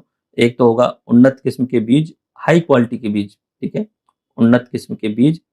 अच्छा ठीक है, मैं थोड़ा सा कृषि ही समझा देता हूँ, कृषि कैसे होती है आपको पता ही होगा, आप गाँव में रहते हैं तो आप सबको पता ही है, पर 1-2 मिनट में समझा देता हूँ जो शहरों में रहते हैं उनके लिए, ठीक है। एक गाँव है, इस गाँव में यहाँ पे लोग रह रहे हैं, इस गाँव के चारों तरफ खेत होते हैं, ठीक है, और गाँव के नाम होते हैं, गाँव के लोगों के नाम होते हैं खेत, ठीक है, आपस में एक दूसरे से जुड़े हुए होते हैं, और जुड़ाव को जो जोड़ते हैं जहाँ पे उसे मेड़ बोला जाता है। और इस मेड़ पे गाँव में बहुत ज़्यादा लड़ाई झगड़े होते हैं, नॉर्मली हर साल 2 साल में कोई ना कोई दुर्घटना घटती रहती है इस मेड़ को काटने के चक्कर में, ठीक है। तो अब क्या होता है कि मान लीजिए कि खेत है, अब किसान को कुछ फसल का उत्पादन करना है, तो पहले तो आपको ये पता होना चाहिए कौन सी फसल किस समय बोई जाती है, पहला ये आपको पता होना चाहिए, रबी, खरीफ और जायद, ठीक है। रबी अपनी सर्दियों के टाइम पे, खरीफ अपनी बारिश के टाइम पे, और जायद जो है वो गर्मी के टाइम पे, ठीक है। किसान को बेसिक जानकारी ये होनी चाहिए। मान लीजिए कि एक किसान है जिसका नाम है राम, और वो फसल उत्पादन करना चाहता है गेहूं का, ठीक है, गेहूं का उत्पादन करना चाहता है। तो आप ओवरव्यू में बताइए कि उसे टाइम पता होना चाहिए, टाइम कब होना चाहिए, अक्टूबर के आसपास में वो फसल बोएगा, ठीक है। फसल की कुछ कंडीशंस होती हैं, टर्म्स एंड कंडीशन, कि उसका टेम्परेचर कितना होना चाहिए, उसके लिए मिट्टी कितनी होनी चाहिए, उसके लिए पानी की कितनी उपलब्धता होनी चाहिए, उन्हीं आधार पे वो फसल बोएगा। आप अगर कहें कि रेगिस्तान में गेहूं बोवाओ और पानी की सुविधा है नहीं, तो फिर वहां गेहूं नहीं बोया जा सकता, क्योंकि गेहूं के लिए पानी की आवश्यकता होती है, ठीक है। तो कैसे होता है प्रोसेस, में आपको पूरा समझाता हूँ। ये राम का खेत है, ठीक है। अब राम ने टाइम चूज कर लिया कि अक्टूबर में, दिवाली के 2 दिन बाद मैं खेत बोने वाला हूँ, ठीक है। उससे पहले, उस खेत को बोने से पहले उस खेत को जोता जाता है, ठीक है। जुताई की जाती है उसकी 4 या 5 बार, और वो पहले ही जुताई हो चुकी होती है। जुताई के बाद में उसे एक तरीके से मैज दिया जाता है, समतल किया जाता है, फिर जुताई की जाती है, फिर मैज दिया जाता है। और ये इसलिए किया जाता है कि इसके अंदर की जो नमी है वो निकल के बाहर आ जाए, और इसमें जो ह्यूमस है वो भी बाहर आ जाए। एक तरीके से ये खेत जो है वो आगे बोने के लिए बहुत अधिक जो है वो एक सॉफ्ट बन जाए, इसलिए उसे पहले 5 या 6 बार जुताई की जाती है। जुताई करते समय बीज नहीं डाला जाता है, ठीक है। जुताई की जाती है 5 से 6 बार, और उसके बाद में एक मैज मैज बोलते हैं हमारे गांव की साइड में, यह समतल करने की एक पूरी एक सपाट कुछ ऐसा होता है, तो उसके द्वारा इसे समतल भी किया जाता है, ताकि वो उस खेत को सॉफ्ट या नरम बना दिया जाए, ताकि वो बोने के लिए, बुवाई के लिए बहुत आसान हो जाए। तो ये काम पिछले 1 महीने से चल रहा होता है जुताई वाला, ठीक है, मे भी उससे भी ज्यादा टाइम से, क्योंकि 5 से 6 जोत देनी पड़ती है खेत में। उसके बाद में ये क्या करेगा, बुवाई की मशीन लाएगा, एंड बुवाई मशीन के द्वारा इस खेत को बो देगा, ठीक है। अब बुवाई के टाइम पे उसे क्या चीज की जरूरत पड़ी, एक तो मशीन की जरूरत पड़ी और ट्रैक्टर की जरूरत पड़ी, ठीक है। दूसरा, उसे बीज की जरूरत पड़ी। तो नॉर्मली क्या होता है कि हर किसी के पास में ना तो ट्रैक्टर है और ना ही मशीन है, इसलिए किसान को, राम के पास में ना तो ट्रैक्टर है ना मशीन है, तो वो उस किसान को क्या करना पड़ता है, उस ट्रैक्टर को हायर करना पड़ता है कि 1 बीघा खेत की जुताई करने के लिए 250 रुपए में दे दूंगा। मशीन का यूज करने के लिए भी उसे हायर करना पड़ता है किसी दूसरे व्यक्ति के। गांव में 10-15 ट्रैक्टर होते हैं, उनमें से कोई ना कोई से वो कॉन्टेक्ट करके और अपने खेत को जुतवाने के लिए बुलाता है, बट उसे पैसा देता है पर बीघा के हिसाब से, पर जुताई और पर बुवाई का, ठीक है। तो ये यहाँ पे पहली कमी क्या होती है कि मशीनीकरण जो है वो कम है, ठीक है, इसके कारण खेती में उत्पादन कम आता है। दूसरा, बीज, अगर वो बीज लो क्वालिटी के डाल देगा तो यहाँ पे जो उत्पादन होने वाला है वो भी लो क्वालिटी का होगा। तो हमारे ग्रीन रेवोल्यूशन में सरकार या एमएन स्वामीनाथन जी ने बोला था कि हमें हाई यील्ड वैरायटी वाले ऐसे बीज जो कि उच्च क्षमता वाले हों, जिनका उत्पादन अधिक हो, जो अन्य रोगों पे प्रतिरोधक क्षमता भी अधिक दर्शाते हो, तो हाई यील्ड वैरायटी वाले बीज होने चाहिए। तो 2 चीज हो गई, बीज हो गई। उसके बाद में यहाँ पे अगला सिस्टम होता है कि पानी की जरूरत होती है, तो सिंचाई, ठीक है, सिंचाई, तो सिंचाई की सुविधा होनी चाहिए। या तो सिंचाई आप जो है वो नदी जा रही हो तो नदी से कर लो, या बारिश हो गई है तो बारिश से कर लो, या आपके पास में ट्यूबवेल है तो ट्यूबवेल से कर लो, या सरकार को नहरें बना के देनी पड़ेंगी और नहरों के द्वारा जो वहां पे सिंचाई की जानी चाहिए। ट्यूबवेल को हम नलकूप बोलते हैं, ओके। तो उसके बाद में सिंचाई, सिंचाई भी गेहूं के लिए कम से कम 4 से 5 बार उसे पानी देना पड़ता है, 20-20, 25-25 दिन के अंतराल में 4 से 5 बार पानी देना पड़ता है। उसके बाद में इसमें एक नराई गुड़ाई की भी जरूरत पड़ती है कि जो खरपतवार आई है उसको हटाना होता है। खरपतवार को हटाना, ये प्रोसेस कहा जाता है नराई गुड़ाई। इसे मैनुअली किया जाता है नॉर्मली, आजकल कुछ मशीनें आने लग गई हैं तो मशीनीकरण भी इसका किया जा सकता है खरपतवार को हटाने का। बाकी इसे हाथों से किया जाता है, सबसे ज्यादा मेहनत इसमें लगती है। उसके बाद में नराई गुड़ाई के बाद में अगली जो प्रोसेस होती है वो प्रोसेस होती है अपनी पेस्टिसाइड की, पेस्टिसाइड्स की, ठीक है। एंड उसके अलावा पेस्टिसाइड से पहले भी यहाँ पे एक प्रोसेस जो होती है वो होती है अपनी खाद की, ठीक है। खाद जिसमें यूरिया या NPK ratio, nitrogen, phosphate and potassium, ये पर्याप्त मात्रा में होना चाहिए ताकि वो जो फसल उत्पादित हो रही है वो अच्छी ग्रोथ कर सके। इसमें यूरिया हो सकता है, डीएपी हो सकता है, अलग अलग खाद होते हैं तो वो हो सकते हैं, ठीक है। उसके बाद में ये जो खरपतवार आई है या तो उसका निराई गुड़ाई कर दी गई है और इसके साथ में कुछ कीटाणु लग जाते हैं, कुछ रोग लग जाते हैं, तो उन रोगों को मारने के लिए पेस्टिसाइड यानी कीटनाशक का उपयोग जरूरी है। अगर कीटनाशक का उपयोग नहीं करेंगे तो वो जो कीट उस फसल में लगा हुआ है पूरी फसल को बर्बाद कर देगा, पेस्टिसाइड्स। और उसके बाद में अपना कटाई का टाइम आता है तो इसे मैनुअली हाथों से काटा जाता है। कटाई के बाद में कुटाई का टाइम आता है, ठीक है। इसे कुटाई की जाती है इन द सेंस कि इसमें से एक हिस्सा, इसे कुटाई की मशीन होती है, ठीक है, थ्रेशर भी बोला जाता है उसे। एक हिस्सा जो है वो चारे के रूप में निकल जाता है और एक हिस्सा मूल उत्पादन जिसमें से गेहूं निकलने वाला है उसके रूप में निकल जाता है। फिर अगली प्रोसेस क्या होती है एज ए किसान, उसके लिए कटाई के बाद में, कुटाई के बाद में यहाँ पे उसका उत्पादन आ चुका है, यहाँ पे उसकी फसल मिल चुकी है। इस फसल को वो या तो कुछ हिस्सा अपने पास रखेगा, ठीक है, या कुछ हिस्सा जो है उसे बेचने के लिए मार्केट जाएगा, मंडी जाएगा, ठीक है। पुराने समय पे तो मंडियां होती नहीं थी, फिर सरकार के द्वारा एपीएमसी एक्ट लेकर के आया गया। कृषि क्षेत्र जो है वो नॉर्मली राज्य सरकारों के अंदर आता है, तो एपीएमसी एक्ट के तहत मंडियों का निर्माण किया गया है सरकार के द्वारा। और सरकार के द्वारा एक पॉलिसी लाई गई जिसे बोला जाता है मिनिमम सपोर्ट प्राइस, की हम आपको मिनिमम सपोर्ट प्राइस देंगे, जो कि ग्रीन रेवोल्यूशन के टाइम पे लाया गया था कि अगर आप गेहूं का उत्पादन कर रहे हो तो हम आपको 1500 रुपए या 1800 रुपए पर क्विंटल तो आपको देंगे ही देंगे। उससे ज्यादा मिल जाए तो अच्छी बात है, वो मार्केट की डिमांड के अनुसार हो सकता है। तो एमएसपी वाला जो है वो कॉन्सेप्ट के आधार पे उसे मंडियों में बेचने जाएगा। तो यहाँ पे मंडियों में उसका जो है वो ये जो फसल का उत्पाद है वो बेच दिया जाएगा, उसके पास में उसे पैसे मिल जाएंगे और उस पैसे से वो अपना कुछ उपयोग करने वाला है, अपने घर में लगा सकता है, बाल बच्चों की पढ़ाई लिखाई में लगा सकता है। तो ये किसानी की प्रोसेस होती है। अब किसानी की प्रोसेस वैसे तो आप में से ज्यादातर लोगों को पता ही होगा, बट अब मैं इन चीजों को दोबारा से रिवाइज करा रहा हूँ कि कौन कौन सी चीजें एक एक करके देखिए। मैं पेन चेंज कर लेता हूँ।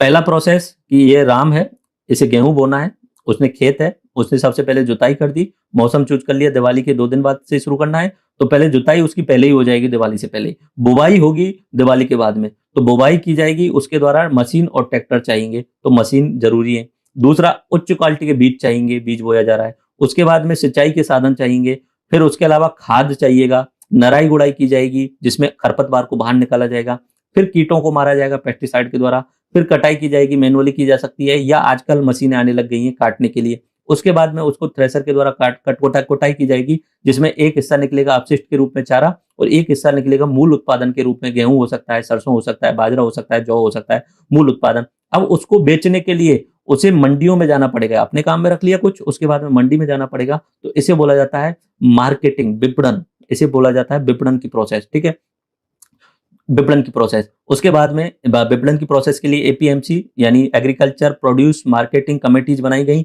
ये राज्य सरकारों के द्वारा बनाई गई थी। इनमें सुधार करने की 2020 में मोदी सरकार के द्वारा कोशिश की गई थी, बाद में उस एपीएमसी अमेंडमेंट एक्ट को रद्द कर दिया गया था चुनावों के कारण, ठीक है। तो मंडियों में जाता है और मंडियों में एमएसपी का कॉन्सेप्ट रहता है, मिनिमम सपोर्ट प्राइस। मंडियों में किसान अपना ट्रैक्टर लेके या दूसरे के ट्रैक्टर अपना उत्पाद लेके जाता है, वहां पे आड़तिया होते हैं, वो आड़तिया जो होते हैं एक तरीके से वो जो किसान के द्वारा उत्पादन लाया गया है उसको और सरकार के बीच में या कोई भी कंपनी चाह रही है उनके बीच में काम करने का काम करते हैं, मिडरी, जिसे हम बिचौलिया या बिचौलिया बोल सकते हैं, बीच वाला बोल सकते हैं। ये आड़तिया भी अच्छा पैसा कमाते हैं क्योंकि इनके पास में परसेंटेज वाइज कमीशन रहता है कुछ, तो ये बीच में आड़तिया रहते हैं जो कि बीच में रहते हैं और इनके साथ में काम करने वाले कुछ श्रमिक मजदूर होते हैं जिन्हें हम्माल बोला जाता है, ठीक है, ठीक है, हम्माल बोल सकते हो या श्रमिक मजदूर बोल सकते हो। तो ये होते हैं और बाकी उसके बाद में पैसे आ जाते हैं। अब सरकार को आप खुद से सोचिए कि आपसे पूछ लिया जाए कि भाई अगर हमें खेती में उत्पादन बढ़ाना है, खेती का जो पैसा है वो अधिक करना है, किसान की आय दोगुनी करनी है, तो क्या क्या चीजें करनी चाहिए, तो आप ऑटोमेटिक अब चीजें निकाल पाओगे, आपको समझ में आ गई चीजें। सबसे पहली बात तो खेती में मशीनीकरण होना जरूरी है। अगर खेती में मशीनीकरण होगा, ट्रैक्टर होगा, तो उत्पादन अधिक होगा किसान के पास में। दूसरा, सिंचाई की सुविधा अधिक होगी तो निश्चित सी बात है उत्पादन अधिक होगा। उसके बाद में तीसरा, टेक्नोलॉजी अगर मिल जाए तो मजा आ जाए, टेक्नोलॉजी से वो देख रेख कर सके, टेक्नोलॉजी से वो पेस्टिसाइड का छिड़काव कर सके तो मजा आ जाए। चौथा, उस मिट्टी की जांच होनी चाहिए टाइम टू टाइम पे, तो सॉइल की हेल्थ का कार्ड बनना चाहिए, तो मिट्टी की जांच जिसमें आपकी टेम्परेचर, नमी और उन सब का पता चलता रहे। फिर उसके बाद में कटाई के लिए भी टेक्नोलॉजी चाहिए और फिर आपका फाइनल उत्पादन बनता है। तो इन सब को आप कभी भी बोल दीजिएगा जब भी एग्रीकल्चर रिलेटेड कोई बात आए, तो इन सारी चीजों को, ये जो मैंने प्रोसेस बताई है ना, इसको आप लिख लेना कि किस किस तरीके से कार्य हो रहा है। तो उसके बाद में आप जो है वो एग्रीकल्चर से रिलेटेड सारे एस्पेक्ट कवर कर पाएंगे। और यहीं पे हमारी आती है कृषि विभाग द्वारा क्रियान्वित की जाने वाली योजना। अब ये जो भी योजनाएं रहेंगी वो किसानों से रिलेटेड रहेंगी, या वो मजदूर जो कि मंडियों में काम करते हैं उनसे रिलेटेड रहेंगी, या मार्केटिंग से रिलेटेड रहेंगी। मार्केटिंग में भी अगर किसान को सही पैसा नहीं मिला तो सरकार की कमी मानी जाएगी उसे। ठीक है, शुरुआत करते हैं। पहली, मुख्यमंत्री बीज स्वावलंबन योजना। मैंने बोला था कि अच्छा बीज मिलना चाहिए तभी अच्छा उत्पाद बनेगा। ठीक है, इसकी शुरुआत हमारे वसुंधरा जी के टाइम पे की गई थी 2017 में। तो कृषकों द्वारा स्वयं के खेतों में अच्छी किस्म के बीज के निर्माण को बढ़ावा देना। अब क्या था कि पहले हम क्या कर रहे थे, हाई यील्ड वेराइटीज को बड़ी बड़ी कंपनियों से खरीद रहे थे। यहाँ पे मुख्यमंत्री बीज स्वावलंबन में बोला कि तुम खुद से स्वावलंबी बनो अपने बीज में, यानी तुम जो उत्पादन कर रहे हो उसमें कुछ हिस्सा अपने बीज उत्पादन के लिए भी रख लो ताकि वो आगे अगली फसल के लिए यूज किया जा सके।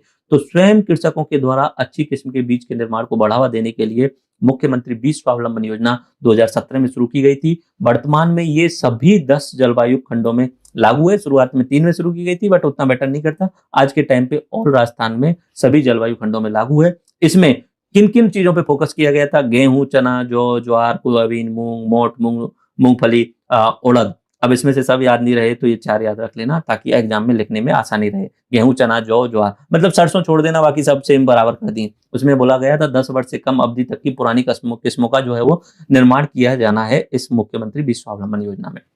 2 नंबर में पूछ ले, 5 नंबर में पूछ ले, आप लिख सकते हो। बीज स्वावलंबन योजना की शुरुआत सन 2017 में की गई थी। इस योजना का मुख्य उद्देश्य कृषकों द्वारा स्वयं के खेतों में अच्छी किस्म के बीजों का निर्माण करना था। वर्तमान में ये 10 कृषि जलवायु खंडों में क्रियान्वित किया जा रहा है। इसमें गेहूं, चना, जौ, ज्वार आदि बीज का निर्माण किया जाता है और इसमें पुरानी किस्म के 10 वर्ष से कम अवधि तक के बीज का निर्माण किया जाता है। पहली योजना कंप्लीट। ओके, उसके बाद में महिला कृषक प्रशिक्षण अभियान।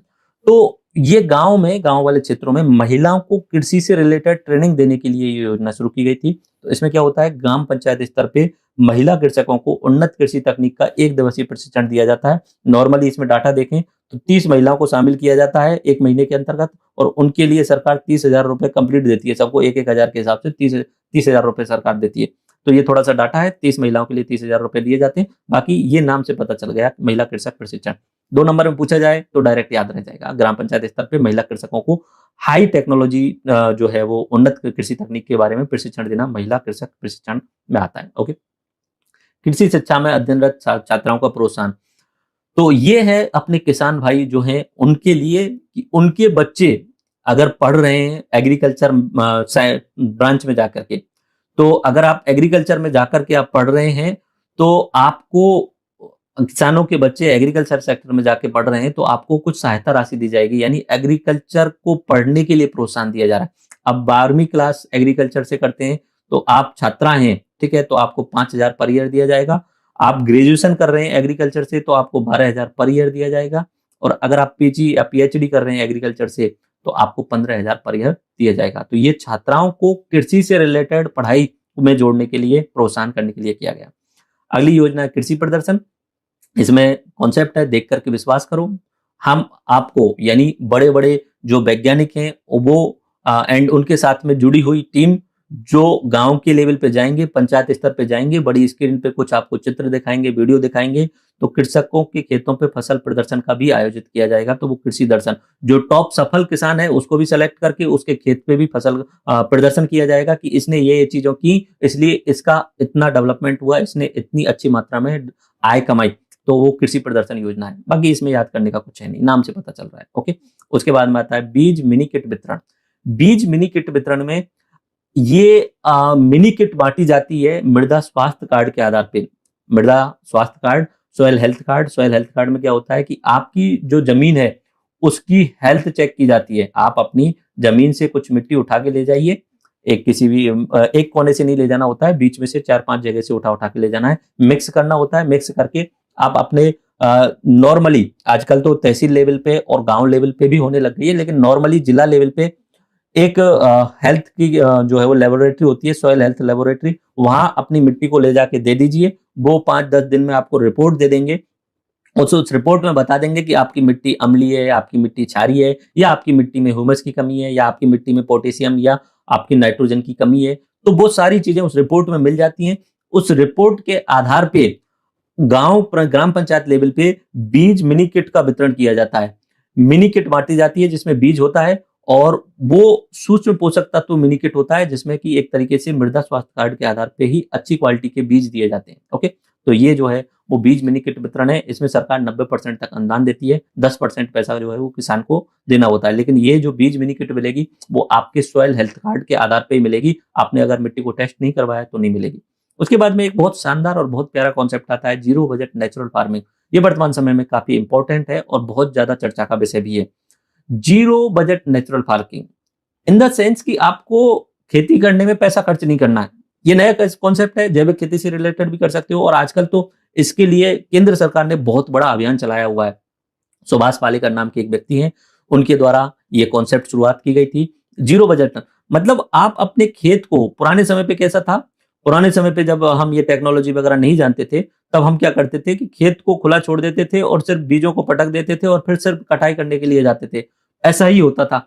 अब दोबारा से वही बात बोली जा रही है कि तुम दोबारा से वो करके देखो, क्या पता इस बार सफल हो जाए और इस बार अच्छी फसल का उत्पादन हो जाए। और ये बात बिल्कुल सही है, क्योंकि कीटनाशक रसायन एक समय तक बहुत बढ़िया है, लेकिन जब उनका उपयोग ज्यादा अधिक होने लग जाता है तो मिट्टी की जो क्वालिटी है वो डिग्रेड हो जाती है, बहुत खत्म हो जाती है। उसके कारण आगे जो उत्पादकता है वो कम रहती है। इसलिए नया कॉन्सेप्ट ये आ रहा है कि भाई मिट्टी को खत्म मत करो, सॉइल को मत मारो, आप जीरो बजट फार्मिंग का अपनाओ। अब जीरो बजट फार्मिंग क्या होगी? जीरो बजट फार्मिंग ऐसे होगी, बहुत आसान सी है, कुछ नहीं करना होगा। ये आपका खेत है मान लीजिए, ठीक है, ये आपका खेत है। आपको क्या करना है? बरसात का इंतजार करना है, ठीक है, वर्षा ऋतु का इंतजार करना है। आपको ना तो इसमें से कुछ उत्पादित हुआ है, मान लीजिए कुछ खरपतवार पैदा हुई है, ठीक है, उस खरपतवार को भी नहीं काटना है, ठीक है। काट के अगर काटोगी भी तो खेत में पटक दो आप उसे, तो वो खेत में पटकने के बाद में, सड़ने के गलने के बाद में वो खुद से ही खाद बन जाएगी, ठीक है, वो खाद बन जाएगी। उसके अलावा आप अपनी गाय का पालन कीजिए, गाय पालिए, गाय का गोबर, गाय के मूत्र के आधार पे आप जो है वो गौमूत्र के आधार पे जैवामृत बनाइए, ठीक है, जैवामृत जिसे बोला जाता है, ठीक है। तो ये बनाइए। वर्षा ऋतु हुई, जैसे वर्षा हुई, आपको सीधा क्या करना है, हाथों से जाकर के बीज को जो है वो खेतों में पटक देना है। अब आपको कुछ नहीं करना है, अब आपको सिर्फ इंतजार करना है 3-4 महीने का, और आप कटाई के टाइम पे जाके कटाई करने जाइए। मतलब आपको मेहनत नहीं करनी है। तो इसे को जीरो बजट की आप पैसा खर्च मत करो, उससे ज्यादा आपकी इनकम हो जाएगी उसमें, ये बात है। कृषि उत्पादन रसायन मुक्त करना है, लागत में कमी करनी है, किसान को आत्मनिर्भर बनाना है।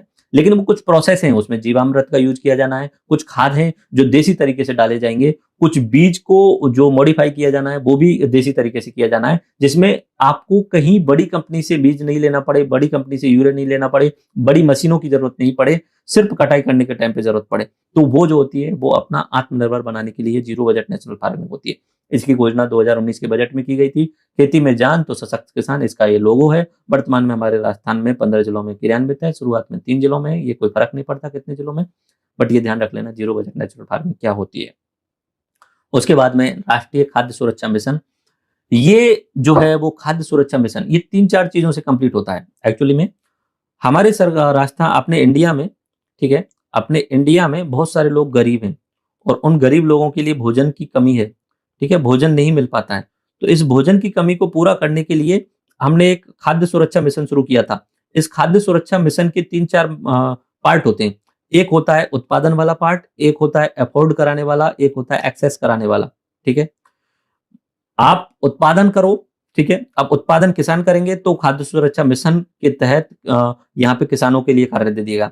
अफोर्ड यानी जो उसे खरीदने वाले हैं, उस गेहूं को खरीदने वाले हैं, उनके लिए सब्सिडी दो। आप 15 रुपए किलो नहीं खरीद सकते, वो उसे उतने पे अफोर्ड नहीं कर पाएंगे, तो आप सब्सिडी दो, उसे 2 रुपए पर केजी के हिसाब से दो। एक्सेस के लिए कि भाई वो लोग शहर में जाके नहीं ले सकते, आप उन्हें गांव में अपना FPS फेयर प्राइस शॉप के थ्रू, गांव में फेयर प्राइस शॉप जो होती है, राशन की किसान डीलर की जो दुकानें होती हैं, उनके थ्रू लोगों तक पहुंचाओ। तो ये जो होता है वो प्रोसेस होता है, वो अपना खाद्य सुरक्षा का प्रोसेस होता है। उसका एक हिस्सा जो होता है वो किसानों के लिए होता है, वो है अपना राष्ट्रीय खाद्य सुरक्षा मिशन, खाद्य उत्पादन पर निर्भरता। एक हिस्सा किसानों के लिए, किसानों को भी काम करना है कि आप अधिक मात्रा में उत्पादन करो। तो ये 2007-8 में इस पे किसानों पे ध्यान देते हुए शुरू किया गया। गेहूं एवं दलहन पर मिशन प्रारंभ किया गया। मैंने पहले ही बताया था कि अपना खाद्यान्न जो आता है उसमें अनाज प्लस दलहन आता है, तो इस पे ये मिशन प्रारंभ किया गया था। वर्तमान में इसमें मोटा अनाज भी शामिल कर लिया गया है और वाणिज्यिक कपास भी शामिल कर ली गई है 12वीं पंचवर्षीय योजना में। इसका वित्त पोषण जो होता है वो 60:40 का होता है।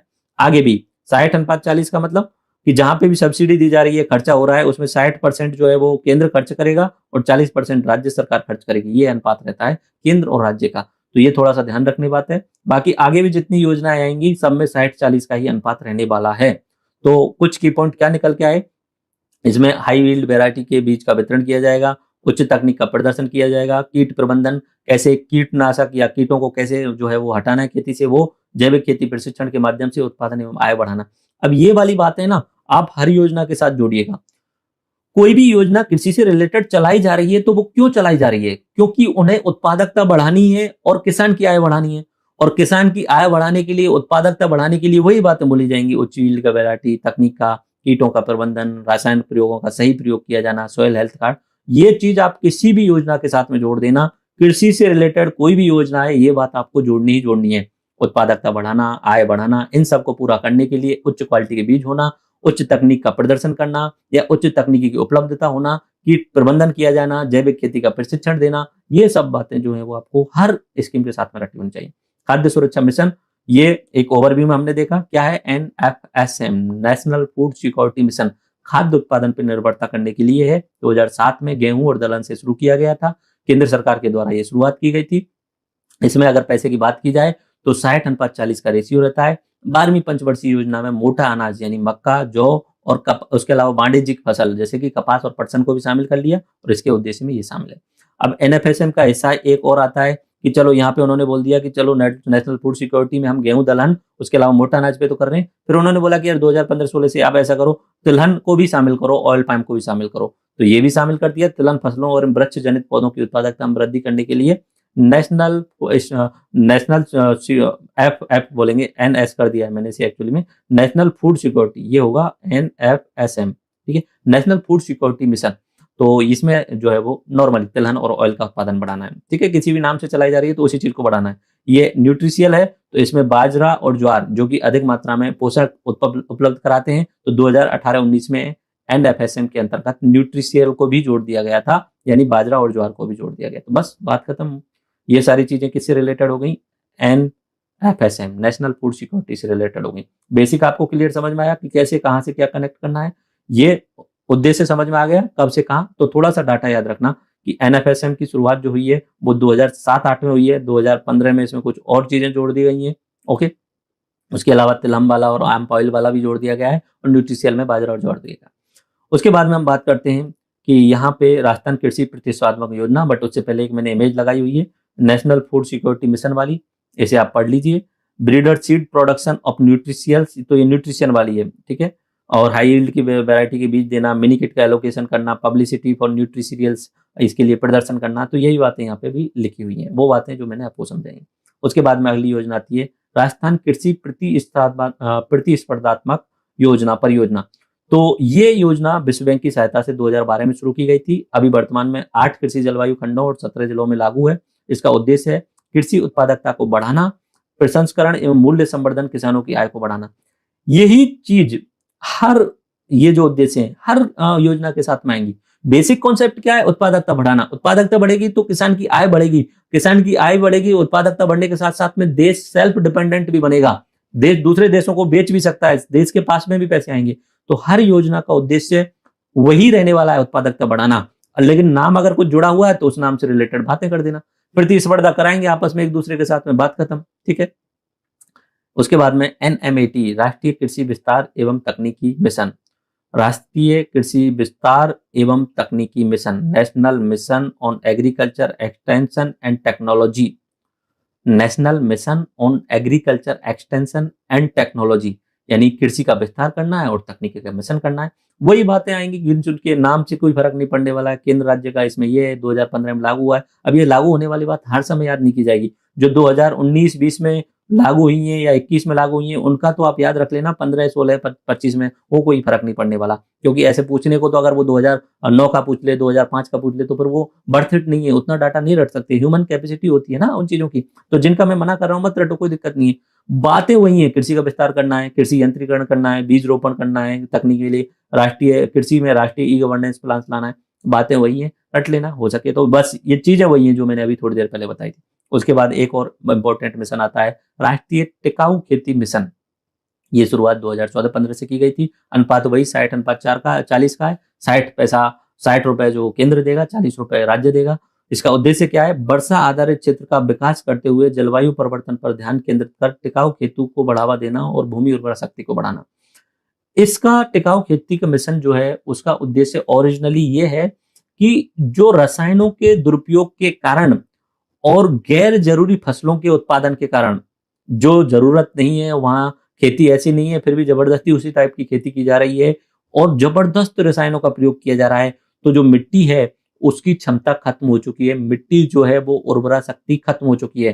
तो अब आपको भूमि की उर्वरा शक्ति बनाए हो रखते हुए वर्षा आधारित क्षेत्र का विकास करना, जहां जितनी वर्षा हो रही है उस आधार पे उस फसल का उत्पादन करो जो उस क्षेत्र में सफल हो सके। क्या होता है, इसको एग्जांपल से समझिए।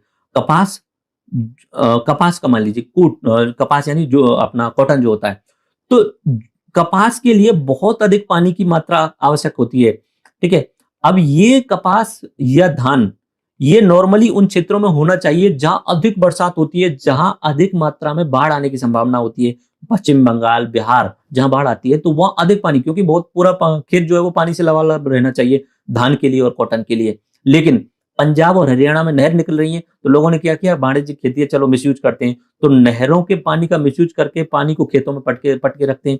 लेकिन वहां उतनी बारिश नहीं हो रही है कि आप कपास और धान कर सके, वो तो पानी का मिसयूज है, ट्यूबवेल जबरदस्ती 24 घंटे चला रहे हैं। वहां पे जितनी बारिश हो रही है उस आधार पे ही खेती की जानी चाहिए ना। हमारे राजस्थान में आप धान करना चाहें अपने जयपुर में या पश्चिमी राजस्थान में तो पॉसिबल नहीं है। आप कृत्रिम तरीके से तो कर सकते हो कि भाई आप ट्यूबवेल से रात दिन पानी देके कर लो, लेकिन ओरिजिनल तरीके से नहीं है। तो उन्होंने बोला कि आप वर्षा आधारित क्षेत्र के आधार पे ही डेवलप करवाओ ना, जितनी वर्षा हो रही है उस आधार पे जो फसल सुटेबल है वो आप उपजाई करवाओ। भूमि उर्वरा शक्ति को बनाते हुए टिकाऊ खेती मतलब लॉन्ग रन के हिसाब से करवाओ। ऐसा नहीं कि आज इस साल हुआ है 50 कुंटल का, अगली साल उसमें से घट के 45 कुंटल का हो रहा है। कोशिश ऐसी करो कि भूमि उर्वरा शक्ति बनी रहे और आगे भी उत्पादन बढ़ता रहे। ओके, इसमें पुरानी 4 योजनाओं को सम्मिलित कर लिया गया था, राष्ट्रीय सूक्ष्म सिंचाई मिशन, राष्ट्रीय जैविक खेती मिशन, राष्ट्रीय मृदा स्वास्थ्य कार्ड योजना, वर्षा आधारित क्षेत्रीय विकास कार्यक्रम, ये जोड़ लिए गए थे। और इस समय वर्तमान में अपने टिकाऊ खेती के 4 उप मिशन चल रहे हैं। वर्षा आधारित क्षेत्र का विकास करना, रेन एरिया डेवलपमेंट का विकास करना कि भाई ये एरिया जो है वो इस फसल के लिए सूटेबल है। उसके बाद में आज के समय पे दूसरा जो इसमें मिशन चल रहा है, दूसरा उप मिशन चल रहा है, वो है अपना परंपरागत कृषि विकास योजना, जिसमें जैविक उत्पादों को प्रमाणीकरण करना, विपणन में प्रोत्साहन देना, जैविक खेती को बढ़ावा देना, सीधा सीधा बात ये।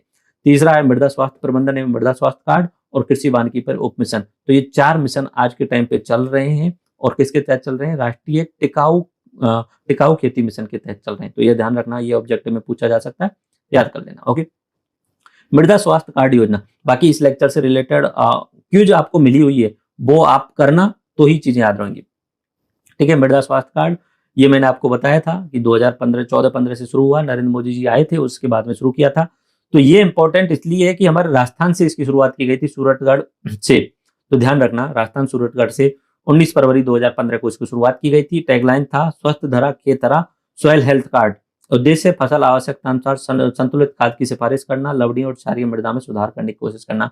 बात वही है कि आपके पास में यहाँ पे खेत है, आप इस खेत में से 4, 5, 6 अलग अलग जगहों से मिट्टी उठाएंगे, मिट्टी को लेबोरेटरी में ले जाएंगे, लैब वाले उसे चेक करेंगे, चेक करके बताएंगे कि इसमें क्या कमी है, एनपीके कमी है या लवणीय है या क्षारीय है। फिर आपको वो सिफारिश करेंगे कि इतनी मात्रा में आप यूरिया डालना, पर हेक्टेयर आप इतना 5 किलो या 10 किलो इतना यूरिया डालना। आप अपनी मर्जी से जब यूरिया डालते हैं कि आपको लगता है कि यूरिया डालने से जो है फसल का उत्पादन बढ़ता है, तो आप अधिक मात्रा में यूरिया डाल देते हैं। तो हो सकता है 1 साल के लिए उत्पादन बढ़ जाए, लेकिन उसके यूरिया के कारण उस मिट्टी की जो धारण क्षमता है वो कम हो जाती है, तो अगले साल आपको नुकसान होने वाला है। और यूरिया अधिक मात्रा में डालने से आपका पैसों का भी नुकसान होता है, लागत अधिक हो जाती है। तो कृषि स्वास्थ्य कार्ड योजना ध्यान रखना, सूरतगढ़ में लागू। उसके बाद में राष्ट्रीय कृषि विकास योजना, ये 2007-8 से शुरू हुई थी। कृषि क्षेत्र के लिए एकीकृत जिला कृषि योजना तैयार करना, राष्ट्रीय कृषि विकास योजना। अब इसमें क्या किया गया कि चलो अब हम एक जिले लेवल पे कलेक्टर को आदेश दे दें कि जिले लेवल पे आप योजनाएं तैयार करवाओ कि इस गांव का, इस जिले का विकास किस तरीके से करना है। तो एकीकृत जिला कृषि योजना तैयार करने के आधार पर राष्ट्रीय कृषि विकास योजना शुरू की गई थी 2007-8 से। रेशियो वही है 60-40 का। इसमें कृषि संबद्ध क्षेत्र में निवेश में बढ़ोतरी करने का प्रोत्साहन करेंगे। जो योजना बनाई जाएगी उसमें अलग अलग जगह के लोगों को आमंत्रित करके बोला जाएगा कि आप फूड प्रोसेसिंग में लगाइए, आप तकनीकी में लगाइए, आप कटाई मशीन में लगाइए, अलग अलग चीजों में खेती में निवेश करिए। तो ये इसका उद्देश्य था और इसके आधार पे बहुत सारे उत्कृष्टता केंद्र भी बनाए हैं। और उत्कृष्टता केंद्र का मतलब होता है सेंटर ऑफ एक्सीलेंट, कि आप इनको देख करके सीख सकते हैं, समझ सकते हैं। जैसे कि खजूर के लिए जैसलमेर सागर नाम की जगह है, वहां पे एक सेंटर ऑफ एक्सीलेंस बनाया गया।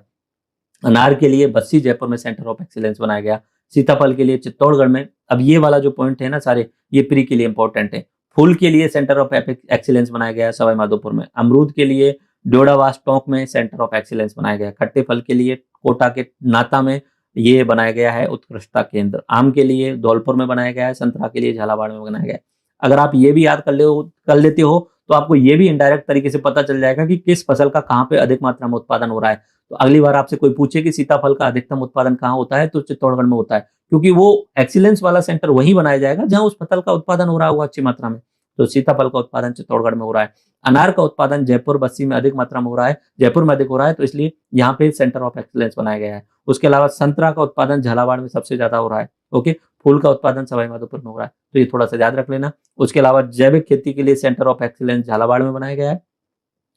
और कुछ डाटा, हमारे राजस्थान में प्रथम मसाला पार्क मथानिया जोधपुर में बनाया गया था और द्वितीय स्पाइस पार्क रामगंज मंडी कोटा में बनाया गया। ये प्री में काफी बार पूछा गया है।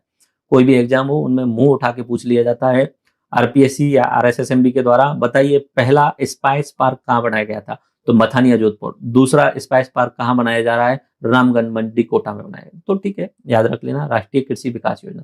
बाकी चीजें समझाने की उसमें जो है वो पहले ही समझा दिया। एक तो आपको पता होना चाहिए उद्देश्य क्या है, उत्पादकता। उत्पादकता बढ़ाने के लिए क्या बातें बोली, वही बातें बोली। वो अच्छी क्वालिटी का बीज, तकनीकी होनी चाहिए, रसायनों का सही प्रयोग होना चाहिए, सॉइल हेल्थ कार्ड होना चाहिए किसी कटिंग के लिए। फिर मार्केटिंग वाला अगला पॉइंट आने वाला है, उसमें हम बात करेंगे। ओके, प्रधानमंत्री कृषि सिंचाई योजना ये 2015-16 शुरू की। रेशियो वही है। उद्यान की विभाग द्वारा इसे जो है वो लागू किया जा रहा है, तो ये ध्यान रख लेना, ये इंपॉर्टेंट है। बाकी विभाग जो बाकी ज्यादातर चीजें जो है वो कृषि विभाग के द्वारा है, ये उद्यान की विभाग के द्वारा। फॉर्म पॉन्ड बनाना, आपके खेत में बीच में गड्ढा खोद के 5 फुट का गड्ढा खुदवा दिया और नीचे की साइड में एक पॉलीथीन की वो आती है, तो उसे लगवा देते हैं, बड़ी वो आती है, एंड उससे एक फॉर्म पॉन्ड बन जाता है, तालाब बन जाता है खेत वाला। जल हौजों का निर्माण करवाना, डिग्गियों का निर्माण करवाना, ये उद्यान की विभाग द्वारा किया जाता है और इसमें उसको सब्सिडी दी जाती है और हेल्प की जाती है कि आप ऐसे कर सकते हैं। इसके टैगलाइन हर खेत को पानी होना चाहिए, पर ड्रॉप मोर क्रॉप, यानी हर बूंद का उपयोग होना चाहिए। तो इसी में कृषि सिंचाई योजना का भी आगे एक और सब मिशन में आता है, वो आता है बूंद बूंद सिंचाई परियोजना, वो भी इसी में शामिल हो जाती है। सिंचाई में निवेश को प्रोत्साहन देना, पहले पूर्व में संचालित जो 4-5 योजनाएं थी उनको इसमें शामिल कर लिया गया पीएम के साथ। इससे पहले त्वरित सिंचाई लाभ कार्यक्रम, समन्वित जल ग्रहण, ऑन फार्म जल प्रबंधन, कमांड क्षेत्र विकास कार्यक्रम, इन सबको कृषि सिंचाई योजना में शामिल कर लिया गया। प्रधानमंत्री कृषि मंत्री सिंचाई योजना, कवरेज ऑफ इन्वेस्टमेंट करवाना है, एग्रीकल्चर कल्टीवेशन को बढ़ाना है अंडर द इरिगेशन, यही बातें यहाँ पे लिखी हुई हैं। ओके, उसके बाद में फसल बीमा योजना, ये भी बहुत शानदार और बहुत प्यारी योजना है। इसमें से 5 नंबर का सवाल बनने की सबसे ज्यादा संभावना रहेगी इस वाले में से, ठीक है, क्योंकि इसके 2 नंबर का भी बनेगा प्रीमियम राशि से रिलेटेड, या ऑब्जेक्टिव में भी प्रीमियम राशि से मिलेगा। फसल बीमा योजना का मतलब ये हुआ कि देखो ऐसा है, गांव में रहते हैं उनको पता ही है, आप फसल का उत्पादन करते हो, आपकी फसल पक करके तैयार हो चुकी है, आपने सरसों का उत्पादन किया है, गेहूं का उत्पादन किया, पक करके तैयार हो चुकी है। अब अचानक से क्या होता है कि किसी दिन गलती से किसी व्यक्ति के कारण उसके खेत में आग लग गई, तो 10-5 खेत जल गए, तो बहुत बड़ा नुकसान हो गया। आपने जो साल भर मेहनत करी थी वो सब नष्ट हो गई। अगर आग नहीं लगती है तो क्या हुआ, बहुत तेज बारिश और ओले आ गए, तो ओले के कारण क्या होता है, जो फसल का जो बीज होता है वो झड़ जाता है और नीचे गिर जाता है, तो ओले के कारण नुकसान हो गया, पूरी फसल नष्ट हो गई। या तेज अंधड़ आ गया तो फिर नुकसान हो गई, या आपने फसल काट दी और बारिश आ गई तो फसल नष्ट हो गई, क्योंकि वो सड़न आ जाती है उसमें, तो वो फसल नष्ट हो गई। तो उन सब रिस्कों से बचाने के लिए बीमा का मतलब होता है रिस्क से बचाने के लिए। आपको लाइफ में रिस्क तो आती रहेंगी, तो आप लाइफ इंश्योरेंस भी तो करवाते हो, हेल्थ इंश्योरेंस भी करवाते हो। ऐसे ही यहाँ पे फसल बीमा योजना, यानी फसल की बीमा करवाना है, आपको कुछ पैसा देना है। अगर आपकी फसल गलती से किन्हीं कारणों से, प्राकृतिक कारणों से नष्ट हो जाती है, तो आपको कुछ एजेंसी जो बीमा कर रही है, भारतीय कृषि बीमा कंपनी, वो आपको उस फसल का पैसा देगी। ठीक है, तो ये इसमें है, 2016 से शुरू किया गया था। प्राकृतिक आपदा, इवन एक रोग हो जाते हैं, पूरी फसल रोगों के कारण नष्ट हो जाती है, रोगों के कारण फसल में नुकसान होते हुए वित्तीय सहायता देना, यानी बीमा कवरेज देना। और बीमा करने वाली कंपनी है भारतीय कृषि बीमा कंपनी द्वारा इसे बीमा किया जाता है। इसमें खाद्यान्न फसलें भी शामिल हैं, तिलहन भी शामिल हैं, वाणिज्यिक भी शामिल हैं, या बागवानी फसलें भी शामिल हैं, सब हैं। और इस योजना में पोस्ट हार्वेस्ट यानी कटाई के 14 दिन तक का नुकसान भी शामिल है। यानी आपने कटाई कर दी, उसके बाद में भी अगर 14 दिन में आपकी फसल नष्ट हो गई है, किन्हीं कारणों से आग लग गई है, या बारिश में सड़न हो गई है, या ओलों के कारण, या यहाँ रोगों के कारण नष्ट हो गई है, कटाई के 14 दिन बाद भी, तो भी आपको वहां पे आपको बीमा कवरेज मिलेगा ही मिलेगा। पहले क्या होता था, कटाई से पहले तक का होता था, इसमें पोस्ट हार्वेस्ट यानी कटाई के बाद वाला भी शामिल किया गया है। ओके, अब इसमें किसानों को कुछ प्रीमियम भी देना पड़ेगा, फ्री में तो होगा नहीं। अगर आप खरीफ की फसल का उत्पादन कर रहे हो, खरीफ की फसल यानी जो बारिश के महीने में होती है, जून जुलाई में शुरू हो जाती है और अक्टूबर तक कट जाती है, तो आपको ज्वार बाजरा जिसमें होता है, तो 2% प्रीमियम देना होगा। ये डिसाइड कर लिया जाता है कंपनी के द्वारा, तो वो कितना 1 बीघा में उत्पादन होने वाला है इस क्षेत्र में, तो उसके आधार पर 2% देना होगा। रबी की फसल में 1.5%, और अगर आप उद्यान है आपका, बागवानी कर रहे हो, तो 5% उसका बीमा करवा लीजिए। गलती से कुछ नष्ट हो जाता है तो 5% प्रीमियम देते रहिए, और गलती से कुछ गड़बड़ी होती है एंड तो प्राकृतिक आपदा में नुकसान होने की स्थिति में आपको पूरा का पूरा बीमा कवरेज किया जाएगा। किसके द्वारा? राष्ट्रीय भारतीय कृषि बीमा कंपनी के द्वारा। बाकी आप बरसात जब भी होती है सर्दियों के मौसम में, तब आप डेली अखबार खोलेंगे तो आप देखेंगे कि इतनी फसल का नुकसान हो गया, पाला पड़ने के कारण इतनी फसल का नुकसान हो गया, तो वो रिस्क है, उस रिस्क से बचने के लिए फसल बीमा, ये 5 नंबर के लिए बहुत इंपॉर्टेंट है। ये पॉइंट रट लेना हर कंडीशन में। किसानों की मुश्किल वक्त में मदद करना, ये इसका उद्देश्य है अपने पीएम फसल बीमा योजना। उसके बाद में राष्ट्रीय बागवानी मिशन, जिसमें 60-40 का अनुपात है। उद्यान की फसलों जिसमें फल, फूल, मसाला ये सब शामिल होते हैं, उनकी उत्पादकता बढ़ाना राजस्थान के 24 जिलों में लागू है। अब इससे रिलेटेड एक पॉइंट और है, राजहंस योजना। 2007 में हमारे राजस्थान सरकार के द्वारा बागवानी को बढ़ावा देने के लिए राजहंस योजना शुरू की गई थी। अब वो जो है वो मर्ज हो चुकी है राष्ट्रीय बागवानी मिशन में। ओके, उसके बाद में राष्ट्रीय आयुष मिशन। आयुष का मतलब होता है अपना औषधीय पौधे जो हैं उनको बढ़ावा देने के लिए। तो 2009 में एक योजना चलती थी राष्ट्रीय औषधीय पादप मिशन, उसका नाम बदल के अब कर दिया गया है राष्ट्रीय आयुष मिशन। ओके, उसके बाद में एक इंपॉर्टेंट योजना है पीएम कुसुम योजना, पीएम किसान ऊर्जा सुरक्षा एवं उत्थान महाअभियान। अच्छा, एक चीज आपको माननी पड़ेगी, केंद्र सरकार जो है वो एक्रोनिम्स बनाने में बहुत शानदार है, हर चीज में एक बहुत अच्छा वर्ड निकाल लेती है। जबरदस्ती उन्होंने इस तरीके से ठूसा और एक आसान शब्द निकाल दिया, कुसुम योजना। ठीक है, ताकि याद रह सके, आपको आपके दिमाग में बन सके। ये चीज याद रखना, मैं भी बोल रहा था कि एक्रोनिम्स बनाना सीखो तो चीजें याद आसानी से होती हैं। पहले पहले वर्ड ले लिए, आसानी से याद हो गया। पीएम किसान ऊर्जा सुरक्षा उत्थान महाअभियान। ठीक है, बाकी इसका कोई रिलेशन नहीं है, बट उन्हें कुसुम से रिलेट करना था तो ऐसे शब्द उठा लिए, उत्थान उठा लिया, महाअभियान उठा लिया, सुरक्षा उठा लिया। ठीक है, तो ये थोड़ा सा एक्रोनिम्स वाला। और याद रखना कि जब एक्रोनिम्स बना लोगे तो बहुत आसानी से चीजें भी याद हो जाती हैं। इसलिए मैं बोलता हूं कि अगर कोई लंबे पॉइंट है तो उनके पहले पहले पॉइंट को उठा लो और एक पूरा वर्ड जैसा बना लो। जैसे यहाँ कुसुम शब्द बनाया है, ऐसे खुद भी बना लो, ताकि लॉन्ग रन में आपके लिए आंसर याद हो सके। तो इसमें अन्नदाता से ऊर्जादाता बनाना है। अब अन्नदाता से ऊर्जादाता कैसे बनाना है? इसके 3 घटक हैं एक्चुअली में। 3 घटक इन द सेंस कि आपको सोलर ऊर्जा के माध्यम से देश की और सरकार की मदद करनी है। देश में जो है वो बिजली की जरूरत है, तो आप अपनी जहां पे भी बंजर भूमि है, आपके पास में बंजर भूमि है, वहां पे सोलर प्लांट लगाइए। तो कोई भी किसान 500 किलोवाट से 2 मेगावाट तक का सौर संयंत्र स्थापित कर सकता है ऑन ग्रिड, और उसे आप ग्रिड से कनेक्ट कर दीजिए। यानी जो लाइट जा रही है, बिजली जा रही है, उसके तारों से कनेक्ट करवाइए। उससे क्या होगा कि आपकी जो बिजली उत्पादित हो रही है वो ऑन ग्रिड जुड़ जाएगी और बाकी लोगों को सप्लाई हो जाएगी। आपको क्या होगा, आपने जितनी भी लाइट बनी है, आपके कारण जितना भी ऊर्जा बनी है, उसका पैसा आपको मिलेगा मीटरिंग के द्वारा, आपको उसका पैसा मिलेगा। तो ये बस सिस्टम बहुत महंगा पड़ता है। 500 किलोवाट बहुत होता है एक्चुअली में। हर घर का नॉर्मली 1.5-2 किलोवाट का यूज होता है, तो 500 किलोवाट से आप अनुमान लगा लीजिए कितने घरों का यूज किया जा सकता है। या 2 मेगावाट बहुत बड़ा होता है। तो अगर 500 किलोवाट और 2 मेगावाट का आपको सौर संयंत्र लगाना है, तो आपके पास में कम से कम 3 से 4 करोड़ रुपए या 5 करोड़ रुपए होने चाहिए। ठीक है, बाकी और ओवरऑल देखें तो और ज्यादा भी खर्चा होगा।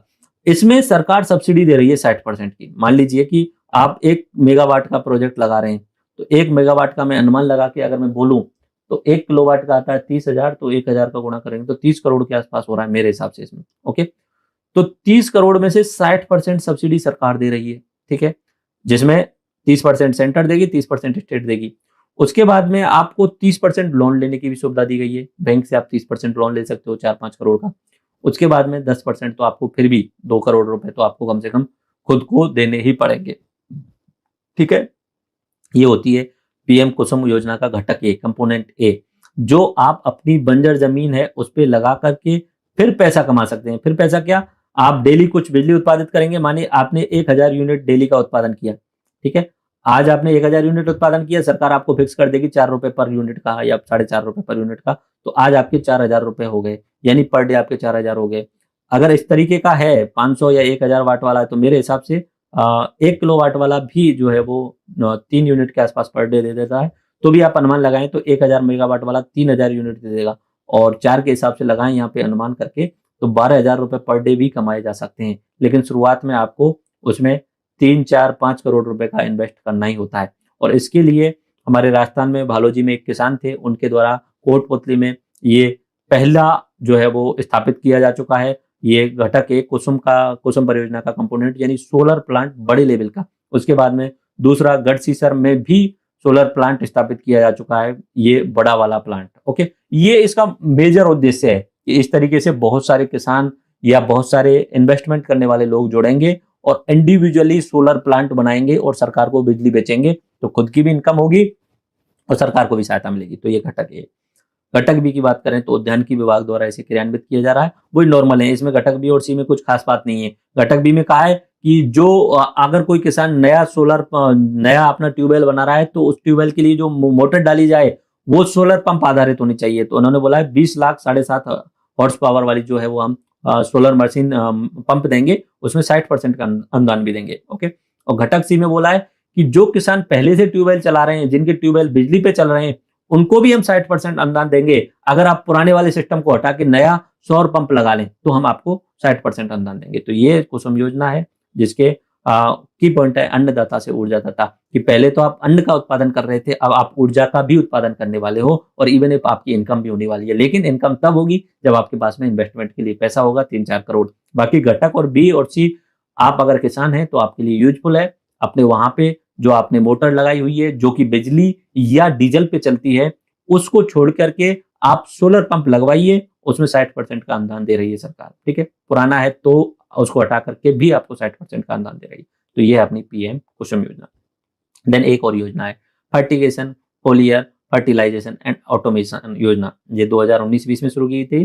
फर्टिगेशन तकनीक से फसलों के लिए आवश्यक जल घुलनशील पोषक तत्व उपलब्ध करवाना, उच्च गुणवत्ता युक्त उत्पादन और पोषक तत्वों की दक्षता बनाना। मतलब ये है कि उत्पादन बढ़ाना है और जो फसल का उत्पादन हो रहा है उसकी दक्षता, थोड़ी पोषक तत्व उसमें अधिक मात्रा में होनी चाहिए। इसलिए ये बस इतना ध्यान रख लेना, इसमें पोषक तत्वों की जो दक्षता है वो बढ़ाने के लिए ये पूरी योजना शुरू की गई है। FFA इस तरीके से याद करें, fertigation, foliar, fertilization and automation. ये सब काम उधर की साइड में होगा, लेबोरेटरी वगैरह में होगा। आपको तो एक अच्छी क्वालिटी का जो है वो अधिक क्वालिटी के जो है वो बीज वगैरह मिल जाएंगे। तो ये है इसका मुख्य उद्देश्य, पोषक तत्व। ये ध्यान रख लेना, पोषक तत्व। इसके की पॉइंट के रूप में पोषक तत्व, जो आपका गेहूं बन रहा है, जो आपका बाजरा बन रहा है, उसमें न्यूट्रिशियन अधिक मात्रा में होनी चाहिए, खाने के बाद में वो पौष्टिक अधिक होना चाहिए। ठीक है, तो ये होगा फर्टिगेशन, फोलियर वाला टेक्नोलॉजी। तो ये अपनी योजनाएं हुई, मैं रिवाइज कराता हूँ 5 मिनट में, सारी बहुत इंपॉर्टेंट है। मुख्यमंत्री बीज स्वावलंबन योजना, उद्देश्य कृषकों द्वारा स्वयं के खेतों में अच्छी किस्म के बीजों का निर्माण करना। महिला प्रशिक्षण, गाँव में प्रशिक्षण देना महिलाओं को। कृषि विभाग द्वारा महिलाओं के लिए प्रोत्साहन राशि, 12वीं क्लास में पढ़ रही है तो 5,000 रुपए एग्रीकल्चर सेक्टर में जाके, 12वीं में स्ट्रीम होती है ना, साइंस सेक्टर ले लिया, कॉमर्स ले लिया, आर्ट ले लिया, ऐसे एग्रीकल्चर भी होती है, तो एग्रीकल्चर ले लिया तो 12वीं में 5,000, BA कर रहे हैं तो 12,000 रुपया छात्रा के लिए, और PG और PhD कर रहे हैं तो 15,000 रुपये पर ईयर। कृषि प्रदर्शन, ठीक है, आप प्रदर्शनियों के द्वारा समझाओ और जिस किसान ने अच्छा किया है उसके खेत में ले जाके लोगों को समझाओ। बीज मिनी किट, बीज दिए जाएंगे मिनी किट, उसमें 90% अनुदान देंगे। जीरो बजट, पैसा खर्च मत करो, छोड़ दो, और जीरो बजट होना चाहिए जिसमें रसायन मुक्त और लागत में कमी हो, आत्मनिर्भर। राष्ट्रीय खाद्य सुरक्षा मिशन का एक हिस्सा जो किसान वाला है वो अधिक उत्पादन करने के लिए है। ओके, वही बातें ये सब मैंने आपको बताई हुई थी। ओके, उसमें बाद में शुरुआत में जो थे वो गेहूं और दलहन थे, बाद में तिलहन आम ऑयल जोड़ा, न्यूट्रिशियल जोड़ दिया, तो ये ध्यान रखना है। उसके बाद में कृषि प्रतिस्पर्धात्मक योजना, ये थोड़ा सा याद रखना, प्री के लिए एक पॉइंट बनता है। ये सवाल पूछा जा सकता है, राजस्थान कृषि प्रतिस्पर्धात्मक योजना ये किसके सहयोग से चलाई जा रही है? तो विश्व बैंक की सहायता से। ये प्री का सवाल बनता है। ओके, ये और कुछ नहीं है इसमें। उसके बाद में कृषि का विस्तार, ये भी कुछ नहीं है। टिकाऊ खेती, वही बात है कि उर्वरा शक्ति को बनाते हुए वर्षा आधारित क्षेत्र का विकास करते हुए टिकाऊ खेती पे जोर देना है। मृदा स्वास्थ्य कार्ड, अपनी मिट्टी को ले जाओ, जमा कराओ, स्वास्थ्य धरा, खेत हरा। अगर आपकी स्वस्थ धरा है तो खेत निश्चित सी बात है अच्छा होगा। राष्ट्रीय कृषि विकास योजना, वही कृषि का विकास करना है अलग अलग तरीके से। ठीक है, उसमें उत्कृष्टता केंद्र, ये थोड़ा सा याद रख लेना। खजूर का जो है वो जैसलमेर में, अनार का बसी जयपुर में है, सीताफल का चित्तौड़गढ़ में, फूल का सवाई माधोपुर में, अमरूद का डोडावास टोंक में है, आम का धौलपुर में। ये आप थोड़ा सा याद रख लेना है। प्रथम मसाला पार्क अपना मथानिया जोधपुर में है। द्वितीय रामगंज मंडी कोटा में। पीएम कृषि सिंचाई योजना आपको मैंने बता दिया था, हर खेत पानी और पर ड्रॉप मोर क्रॉप। ठीक है, ये है उद्यानिकी विभाग द्वारा इसका इंप्लीमेंट किया जाता है, ये ध्यान रख लेना। फसल बीमा योजना, ठीक है, इसमें प्रीमियम याद रखना, खरीफ वाली जो है वो 2%, 1.5% रबी वाली और अपनी बागवानी वाली 5% होती है। और कौन करवा रहा है? भारतीय कृषि बीमा कंपनी के द्वारा ये किया जा रहा है। इसमें खाद्यान्न फसलें, तिलहन, वाणिज्यिक और बागवानी फसलें शामिल हैं। राष्ट्रीय बागवानी मिशन, ठीक है, बागवानी फल फूल मसाला ये जो पौधे होते हैं बड़े बड़े, इनका। आयुष मिशन, औषधीय पौधों को बढ़ावा देना। पीएम कुसुम योजना, ये अन्नदाता से ऊर्जादाता बनाना है। इसमें ये वाला है 60% सब्सिडी दी जाती है, जिसमें 30 सेंटर देता है, 30 राज्य देता है, 30% आप लोन भी ले सकते हो, 10% किसान को खुद को खर्च करना पड़ेगा। फर्टिगेशन फोलियर वाली जो है उसमें पोषक तत्वों की दक्षता बढ़ानी है जो उत्पादन हो रहा है उसमें। ओके, अब बात करते हैं हम कृषि विपणन की। कृषि विपणन में आपको मार्केटिंग हुई कि आप किसान ने क्या किया, फसल का उत्पादन तो कर लिया, फसल उत्पादन हो गई, ठीक है, आपके पास में गेहूं जो है वो इकट्ठा कर लिया आपने काट के और कूट के, ठीक है, आपका गेहूं हो गया। अब शुरुआत में तो किसान क्या करता है, अपने घर में ही जमा करता है शुरुआत में, अपने काम के लिए उसमें से थोड़ा सा निकाल देता है, एक साल मेरा इतना खर्चा होने वाला है, मान लीजिए 10 क्विंटल में एक साल मेरा काम चल जाता है, 10 क्विंटल निकाल लिया, बचा हुआ मान लीजिए 100 क्विंटल का उत्पादन हुआ, बचा हुआ 90 क्विंटल गेहूं वो बेचने के लिए जाएगा। बेचने के लिए उसे पहली काम तो ट्रांसपोर्ट चाहिए, ले जाने के लिए भी तो कुछ चाहिए, ट्रांसपोर्ट यानी ट्रैक्टर वगैरह चाहिए। ये तो गेहूं वगैरह का है, अगर सब्जी बेची जा रही है तो और फास्ट ट्रांसपोर्ट चाहिए। और गेहूं वगैरह में तो क्या है कि आपको कोल्ड स्टोरेज के लिए जरूरत नहीं है, सब्जी अगर बेच रहे हैं तो 2 या 3 दिन में बेच दो, नहीं तो फिर उसे कोल्ड स्टोरेज की जरूरत जरूरी है, तभी जाके वो सुरक्षित रहेगी, नहीं सब्जी खराब हो जाएगी। तो किसान जो उत्पाद है उसको ट्रांसपोर्ट के माध्यम से मंडियों तक ले जाता है। इन मंडियों का गठन जो है वो एपीएमसी एक्ट के तहत किया गया था, ठीक है, इन मंडियों का गठन किया गया। इन मंडियों में आड़तिया होते हैं जो कि उन फसलों को खरीदते हैं, उसे सरकार को दे सकते हैं या किसी व्यापारी या किसी जो इंडस्ट्री उसको दे सकते हैं। और ये एमएसपी का ध्यान रखा जाता है, मिनिमम सपोर्ट प्राइस का। और एमएसपी जो है वो कुछ रूल्स होते हैं उनके आधार पर जीत आती है। जैसे लेवी बोला जाता है कि आप अपनी जो आपने गेहूं लिया है या सरसों ली है, उस सरसों को आप एक लेबोरेटरी में ले जाएंगे, चेक कराएंगे, तो आपका लेवी वहां चेक की जाएगी, भाई इतना % है। मान लीजिए कि 45 की डिमांड है और आपका 42 मिला है, तो एमएसपी से कुछ कम पैसा आपको मिलने वाला है उसमें। और आपको 45 में से 45 पॉइंट मिल गए हैं आपकी क्वालिटी के, तो आपको पूरी एमएसपी दी जाएगी उस आधार पे कि भाई आपको 1800 रुपए पर क्विंटल के आधार पे दिया जाएगा। ये होता है ये पूरी विपणन की प्रोसेस। अब विपणन की प्रोसेस में आप देखें तो कहाँ कहाँ की कमी नजर आ रही होगी। एक कमी तो नजर आ रही है कि यहाँ बिचौलिए हैं, ये कभी बहुत मिसयूज कर लेते हैं। दूसरा, किसान के लिए ट्रांसपोर्ट की प्रॉब्लम है, ठीक है। तीसरा, किसान गया दिन भर मंडी में रहेगा, परेशान होता रहेगा, गांव से शहर जाना भी अपने आप में बहुत बड़ी बात होती है। याद रखना, हम शहरों में रह रहे हैं तो नॉर्मल लग रहा होगा, लेकिन गांव से शहरों में जब हम पहली बार जाते हैं ना और दिन भर परेशान होते हैं तो हमें ही पता रहता है या किसानों को भी पता रहता है कि किस तरीके की परेशानियां झेलनी पड़ती हैं। चौथा, इन आड़तियों के अंडर काम करने वाले जो श्रमिक होते हैं, हमाल होते हैं, उनकी भी बहुत सारी परेशानियां हैं, उनके लिए भी कुछ योजनाएं चलाई जानी चाहिए। तो विपणन से रिलेटेड ये सारी प्रॉब्लम है, इनको यहाँ पे देखना होता है, इनकी संस्थाएं, मंडियां और प्रमुख योजनाएं, ये चीजें यहाँ पे कवर करनी है। तो विपणन के लिए 2 प्रमुख संस्थाओं को आपको पता होना चाहिए। कृषि विपणन निदेशालय का गठन 1980 में किया गया है, ये सबसे इंपॉर्टेंट है।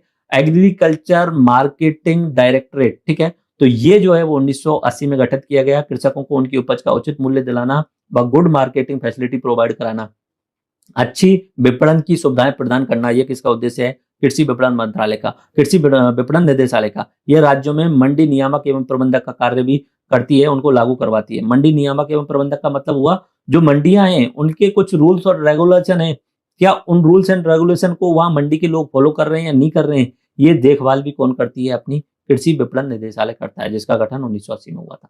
इसके अलावा एक संस्था और है, राजस्थान राज्य कृषि विपणन बोर्ड। इसका गठन 1974 में हुआ था। ये जो बोर्ड का गठन हुआ था वो यशवंत सिंह नाहर समिति की सिफारिश पे किया गया था। यह राज्य में कृषि उपज मंडी समितियों के समग्र विकास के लिए एक स्वायत्त संस्था है। ये तो कर रही है इधर ऊपर वाली तो रूल्स एंड रेगुलेशन को फॉलो कराने का काम, ये कर रही है उन मंडियों का विकास करने का काम, मंडियों को डेवलप करने का, उनका इंफ्रास्ट्रक्चर डेवलप करने का।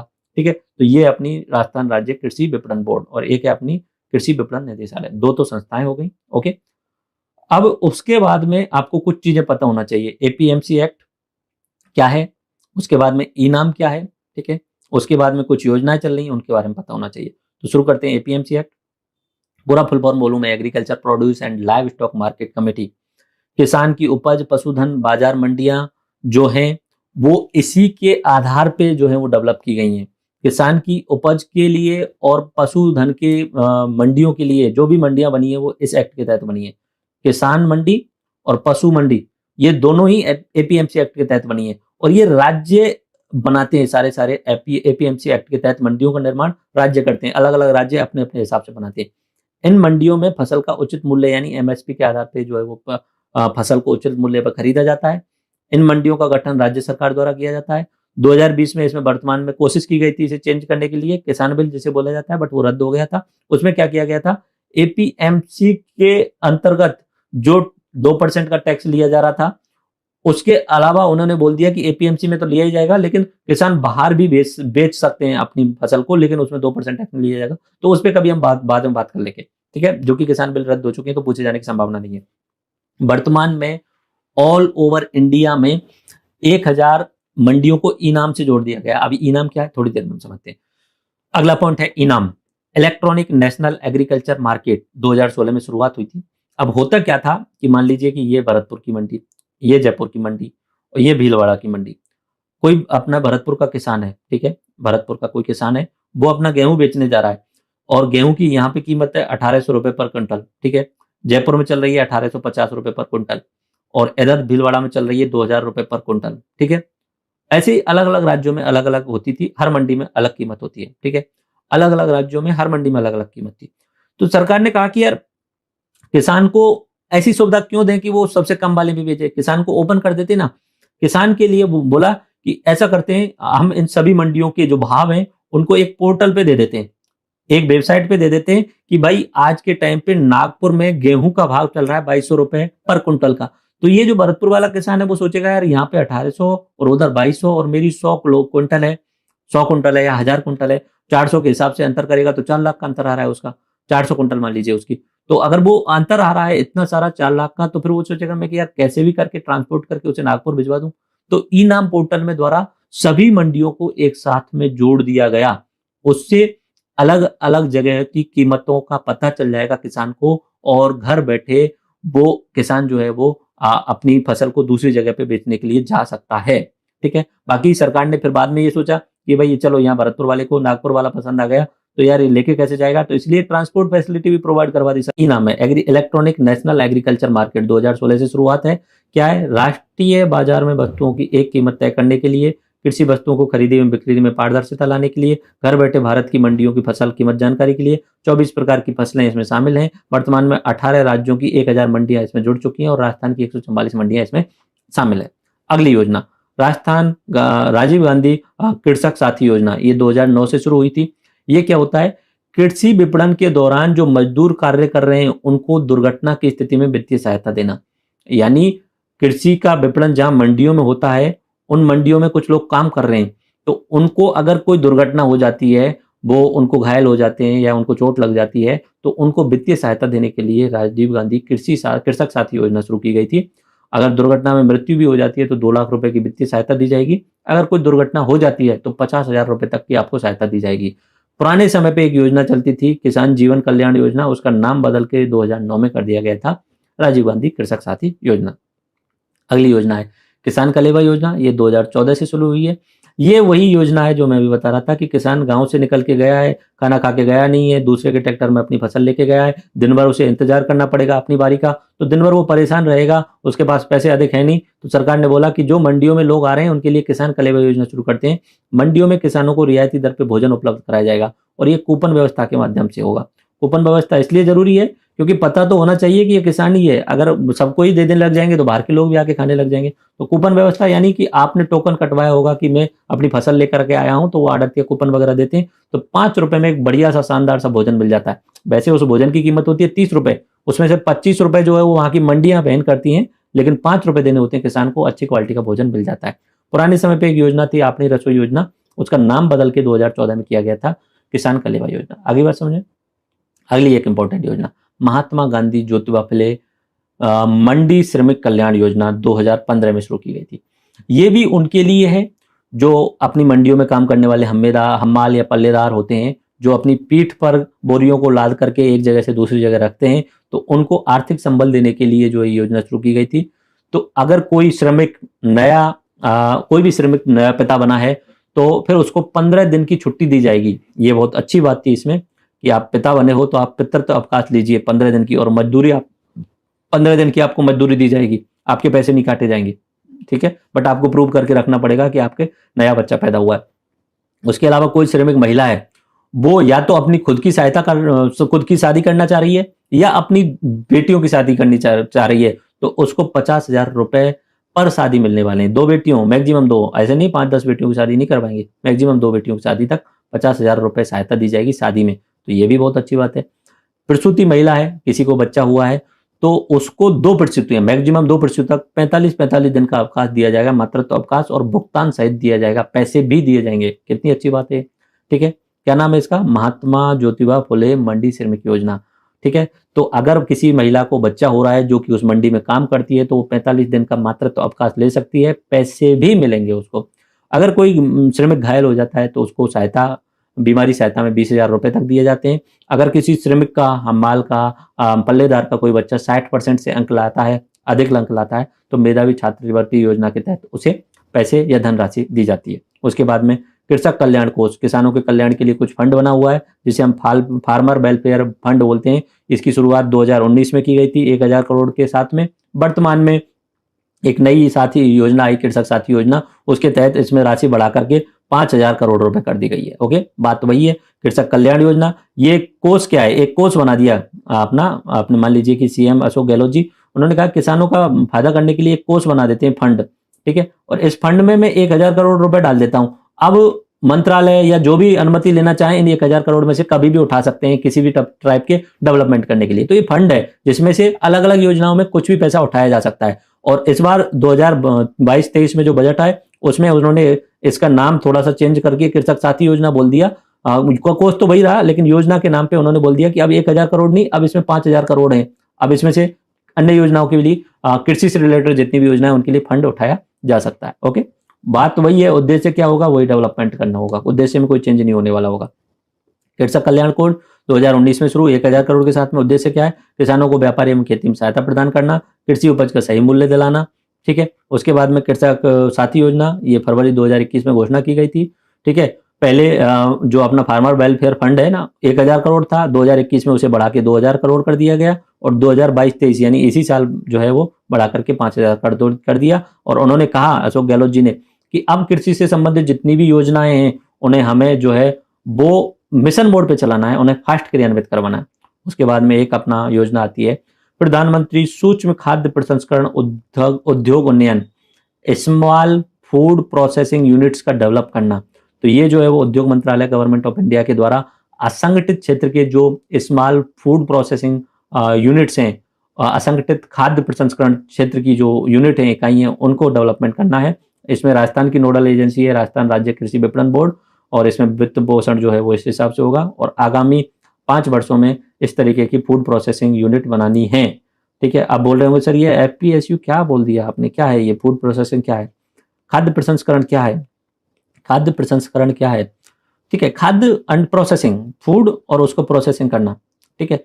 मतलब देखो ऐसा है कि आपने गेहूं उत्पादित किया, ठीक है, इसकी वैल्यू है क्विंटल में या किलो के हिसाब से बोलूंगा, 1 किलो गेहूं की वैल्यू है आपकी 20 रुपए किलो, ठीक है, 20 रुपए 1 किलो की। लेकिन आप इसमें कुछ इनपुट्स दे दो, इसमें कुछ प्रोसेस कर दो, तो इस 1 किलो की वैल्यू निकल के आपकी हो सकता है कि 100 रुपए पर केजी तक भी हो जाए, ठीक है, 100 रुपए पर केजी तक हो जाए। बोले कैसे, कि आप इसमें दूध मिलाओ, आप इसमें चीनी मिलाओ और पार्ले जी के बिस्कुट बनाओ, 5-5 रुपए के बेचोगे ना, तो 20 बिस्कुट में जाके 1 किलो का वजन आएगा। तो 100 रुपए हो गया उसी चीज का वैल्यू। तो फूड की प्रोसेसिंग करने के बाद में जो गेहूं था या जो फसल थी उसकी वैल्यू बढ़ जाती है, वैल्यू एनरिच हो जाती है। इसलिए फूड प्रोसेसिंग यूनिट्स बनाई जानी चाहिए। अब तक क्या था कि बड़ी बड़ी कंपनियां फूड प्रोसेसिंग बनाती थी, अब सरकार बोल रही है कि यार बड़ी कंपनियों के तो बस का है नहीं, उतना ज्यादा कर नहीं सकते, तो छोटे लेवल पे करो, small food processing units develop करवाओ और 2021 से लेके 2025 तक जो है वो इतनी सारी फूड प्रोसेसिंग यूनिट करने में हम आपका सहयोग करेंगे। ओके, ये हो गई बात फूड प्रोसेसिंग के लिए। बाकी एग्रीकल्चर में अगर डेवलपमेंट करना है, विकास करना है, किसान की आय को दोगुना करना है, तो सबसे इंपॉर्टेंट है फूड प्रोसेसिंग। सिर्फ ये मैंने आपको एग्जांपल बताया पार्ले जी वाला गेहूं का, ठीक है। आप अगर टोमेटो का उत्पादन कर रहे हो, ठीक है, टमाटर का उत्पादन कर रहे हो, आप बेच रहे हो 20 रुपए पर केजी, अगर आप इसमें प्रोसेसिंग करके इसे केचप बना देते हो, ठीक है, वो बनाते हो, क्या बोलते हैं उसे, किसान केचप बोल देता हूं मैं, ठीक है, तो वो आप बना देते हो, तो ये जो 20 रुपए किलो इसकी वैल्यू 100 रुपए किलो तक पहुंच जाएगी। ओके, आप आम का उत्पादन कर रहे हो, आम ठीक है आपका 50 रुपए किलो जा रहा है, लेकिन आप उसे प्रोसेसिंग करके अगर उसे फ्रूटी में कन्वर्ट कर देते हो तो आपकी वही चीज जो 50 रुपए किलो में जा रही थी वो 200 रुपए किलो भी हो जाएगी। फाइनल प्रोसेसिंग करने के बाद में आपकी जो ओरिजिनल जो प्रोडक्ट था उसकी वैल्यू एनरिच हो चुकी है। पार्ले जी में कर सकते हो, इधर कर सकते हो। आप आलू का उत्पादन कर रहे हो, आप इसे वैसे तो बेच रहे हो 2 रुपए 5 रुपए पर केजी, अगर आप चिप्स कंपनी बना लो तो आप इसी 2 रुपए 5 रुपए पर केजी के बजाय आप पर किलो 100 रुपए पर केजी भी बेच सकते हो, क्योंकि चिप्स में थोड़ी सी चिप्स होती है, आलू को कट करके उसमें मसाला मिलाया और उसमें नाइट्रोजन भर के और डाल दिया, ठीक है, तो फिर ये जो है वो आपकी चिप्स का उत्पादन करके यानी फूड प्रोसेसिंग यूनिट्स के माध्यम से आप वैल्यू इनरिच कर सकते हो और पैसा कमा सकते हो। ये हुई बात आपकी। उसके अलावा अगली योजना है PMFME, formalisation of micro food processing enterprise units. तो ये जो असंगठित हैं इनको थोड़ा सा फॉर्मल करवाना है सरकार को तरफ से, इनके लिए सूक्ष्म खाद्य प्रसंस्करण उद्योगों में वृद्धि करवाने की कोशिश करनी है। तो यही इसका उद्देश्य है। FME और ये अपना खाद्य प्रसंस्करण उद्योग उन्नयन योजना सेम जुड़े हुए हैं। उसके बाद में आती है उद्यानिकी। उद्यानिकी से रिलेटेड सारी चीजें मैं बता चुका हूँ। उद्यानिकी निदेशालय 1980 में बना था। सेंटर ऑफ एक्सीलेंट मैंने आपको पहले ही बता दिए, सारे के सारे खजूर वाला, आम वाला, वो सब मैंने पहले बता दिए, और ये सारी योजनाएं भी मैं आपको बता चुका हूं। तो उद्यानिकी ऑटोमेटिक कंप्लीट हो जाता है। बागवानी मिशन मैंने बता दिया, कृषि वानिकी मिशन उप मिशन मैंने आपको बता दिया, राष्ट्रीय आयुष मिशन जो बता दिया औषधियों के रिलेटेड, कुसुम योजना मैंने बता दी, फर्टिगेशन फर्टिलाइजेशन ये अपनी किससे रिलेटेड थी, पोषक तत्वों की दक्षता बढ़ाने के लिए थी। ओके, तो अब ये वाला पार्ट अपना पार्ट 1 कंप्लीट होता है। एक्चुअली में इसको भी हमने पार्ट 1 को 2 भागों में बांट लिया, ठीक है। तो आई बेस की ये समझ में आ गया होगा। एक बार रिवाइज करते हैं। कृषि बीज स्वावलंबन योजना, बीजों को आत्मनिर्भर बनाना, महिलाओं को प्रशिक्षण देना, शिक्षा में लड़कियों को शिक्षा देने के लिए पैसे देना, 5,000 12वीं में, 12,000 रुपए एग्रीकल्चर से आप ग्रेजुएशन कर रहे हो तो PhD कर रहे हो तो 15,000 रुपए पर ईयर। कृषि प्रदर्शन, कृषि मिनी किट योजना वितरण किया जाएगा। जीरो बजट नेचुरल फार्मिंग, खर्चा नहीं करना है, रसायन मुक्त बनाना है। खाद्य सुरक्षा मिशन जिसमें गेहूं दलहन शामिल थे, बाद में बाकी चीजें जोड़ दी गई। ये चीजें मैं आपको बता दी, हर जगह जोड़ दे सकते हैं। फिर तिलहन और पाम को भी जोड़ा गया NFSM में। फिर न्यूट्रिशियल को भी जोड़ा गया। फिर कृषि प्रतिस्पर्धात्मक, ये विश्व बैंक की सहायता से चल रहा है। कृषि का विस्तार करने के लिए 4 अलग अलग पार्ट हैं, ठीक है। टिकाऊ खेती यानी आपको भूमि उर्वरा शक्ति का ध्यान में रखते हुए वर्षा आधारित क्षेत्र का विकास करते हुए टिकाऊ खेती का विकास करना है। मृदा स्वास्थ्य कार्ड केंद्र सरकार के द्वारा सूरतगढ़ से शुरुआत की गई थी, स्वस्थ धरा खेतहरा। राष्ट्रीय कृषि विकास योजना 2007 में, इसमें बहुत सारे उत्कृष्टता केंद्र हैं जो आपने अभी उद्यानिकी वाले में भी मैंने बात करी, तो ये रट लेने प्री के लिए, तो ये मैंने मसाला पार्क आपको बता दिया। सिंचाई योजना, हर खेत को पानी, पर ड्रॉप मोर क्रॉप, इसमें ये योजना को जो शामिल कर दिया गया था, ठीक है। फसल बीमा योजना, ये प्रीमियम 2% 1.5% आपको पता होना चाहिए। बागवानी मिशन कोई खास बात नहीं है, बट राज्य अंश योजना का संबंध किससे है तो बागवानी से है। ओके, आयुष मिशन औद्योगिक के लिए। PM कुसुम योजना, ये पहला घटक इंपॉर्टेंट है, बाकी घटकों में तो सोलर पंप है वो बदलने हैं बस। ओके, ये पोषक तत्वों के लिए।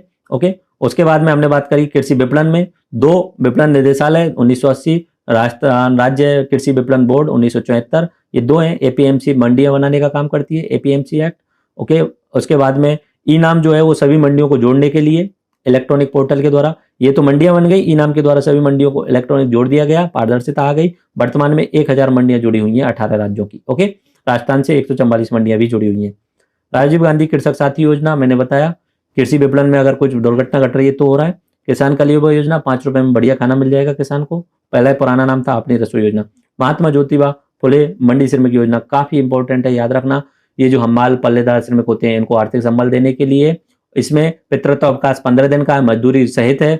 श्रमिक महिला की खुद की शादी या 2 बच्चों की शादी के लिए 50-50 हजार रुपए, ठीक है। उसके बाद में प्रसूति महिला के लिए 2 बच्चों के जन्म तक 45 दिन का भुगतान सहित आपको मातृत्व अवकाश है। अगर बीमार हो जाते हो तो 20 हजार की सहायता है, और बच्चे अगर 60% से अधिक लाते हैं तो पैसा मिलेगा।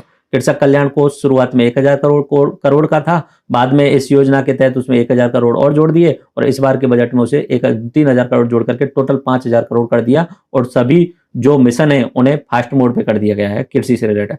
पीएम खाद्य प्रसंस्करण यूनिट्स के लिए अगले 5 साल में इतनी 6638 स्मॉल फूड प्रोसेसिंग यूनिट्स को डेवलप करना है, और ये वाला जो है वो भी खाद्य प्रसंस्करण से रिलेटेड है, ये उद्यानिकी वाला। तो ये काफी बड़ा हो चुका है, पार्ट 1 के भी 2 पार्ट हो चुके हैं, बट कोई नहीं, आपको ये समझना ही है क्योंकि ये मेंस में काफी इंपॉर्टेंट रोल निभाने वाला है। धन्यवाद। इसके हम सेकंड पार्ट में हम जो बात करने वाले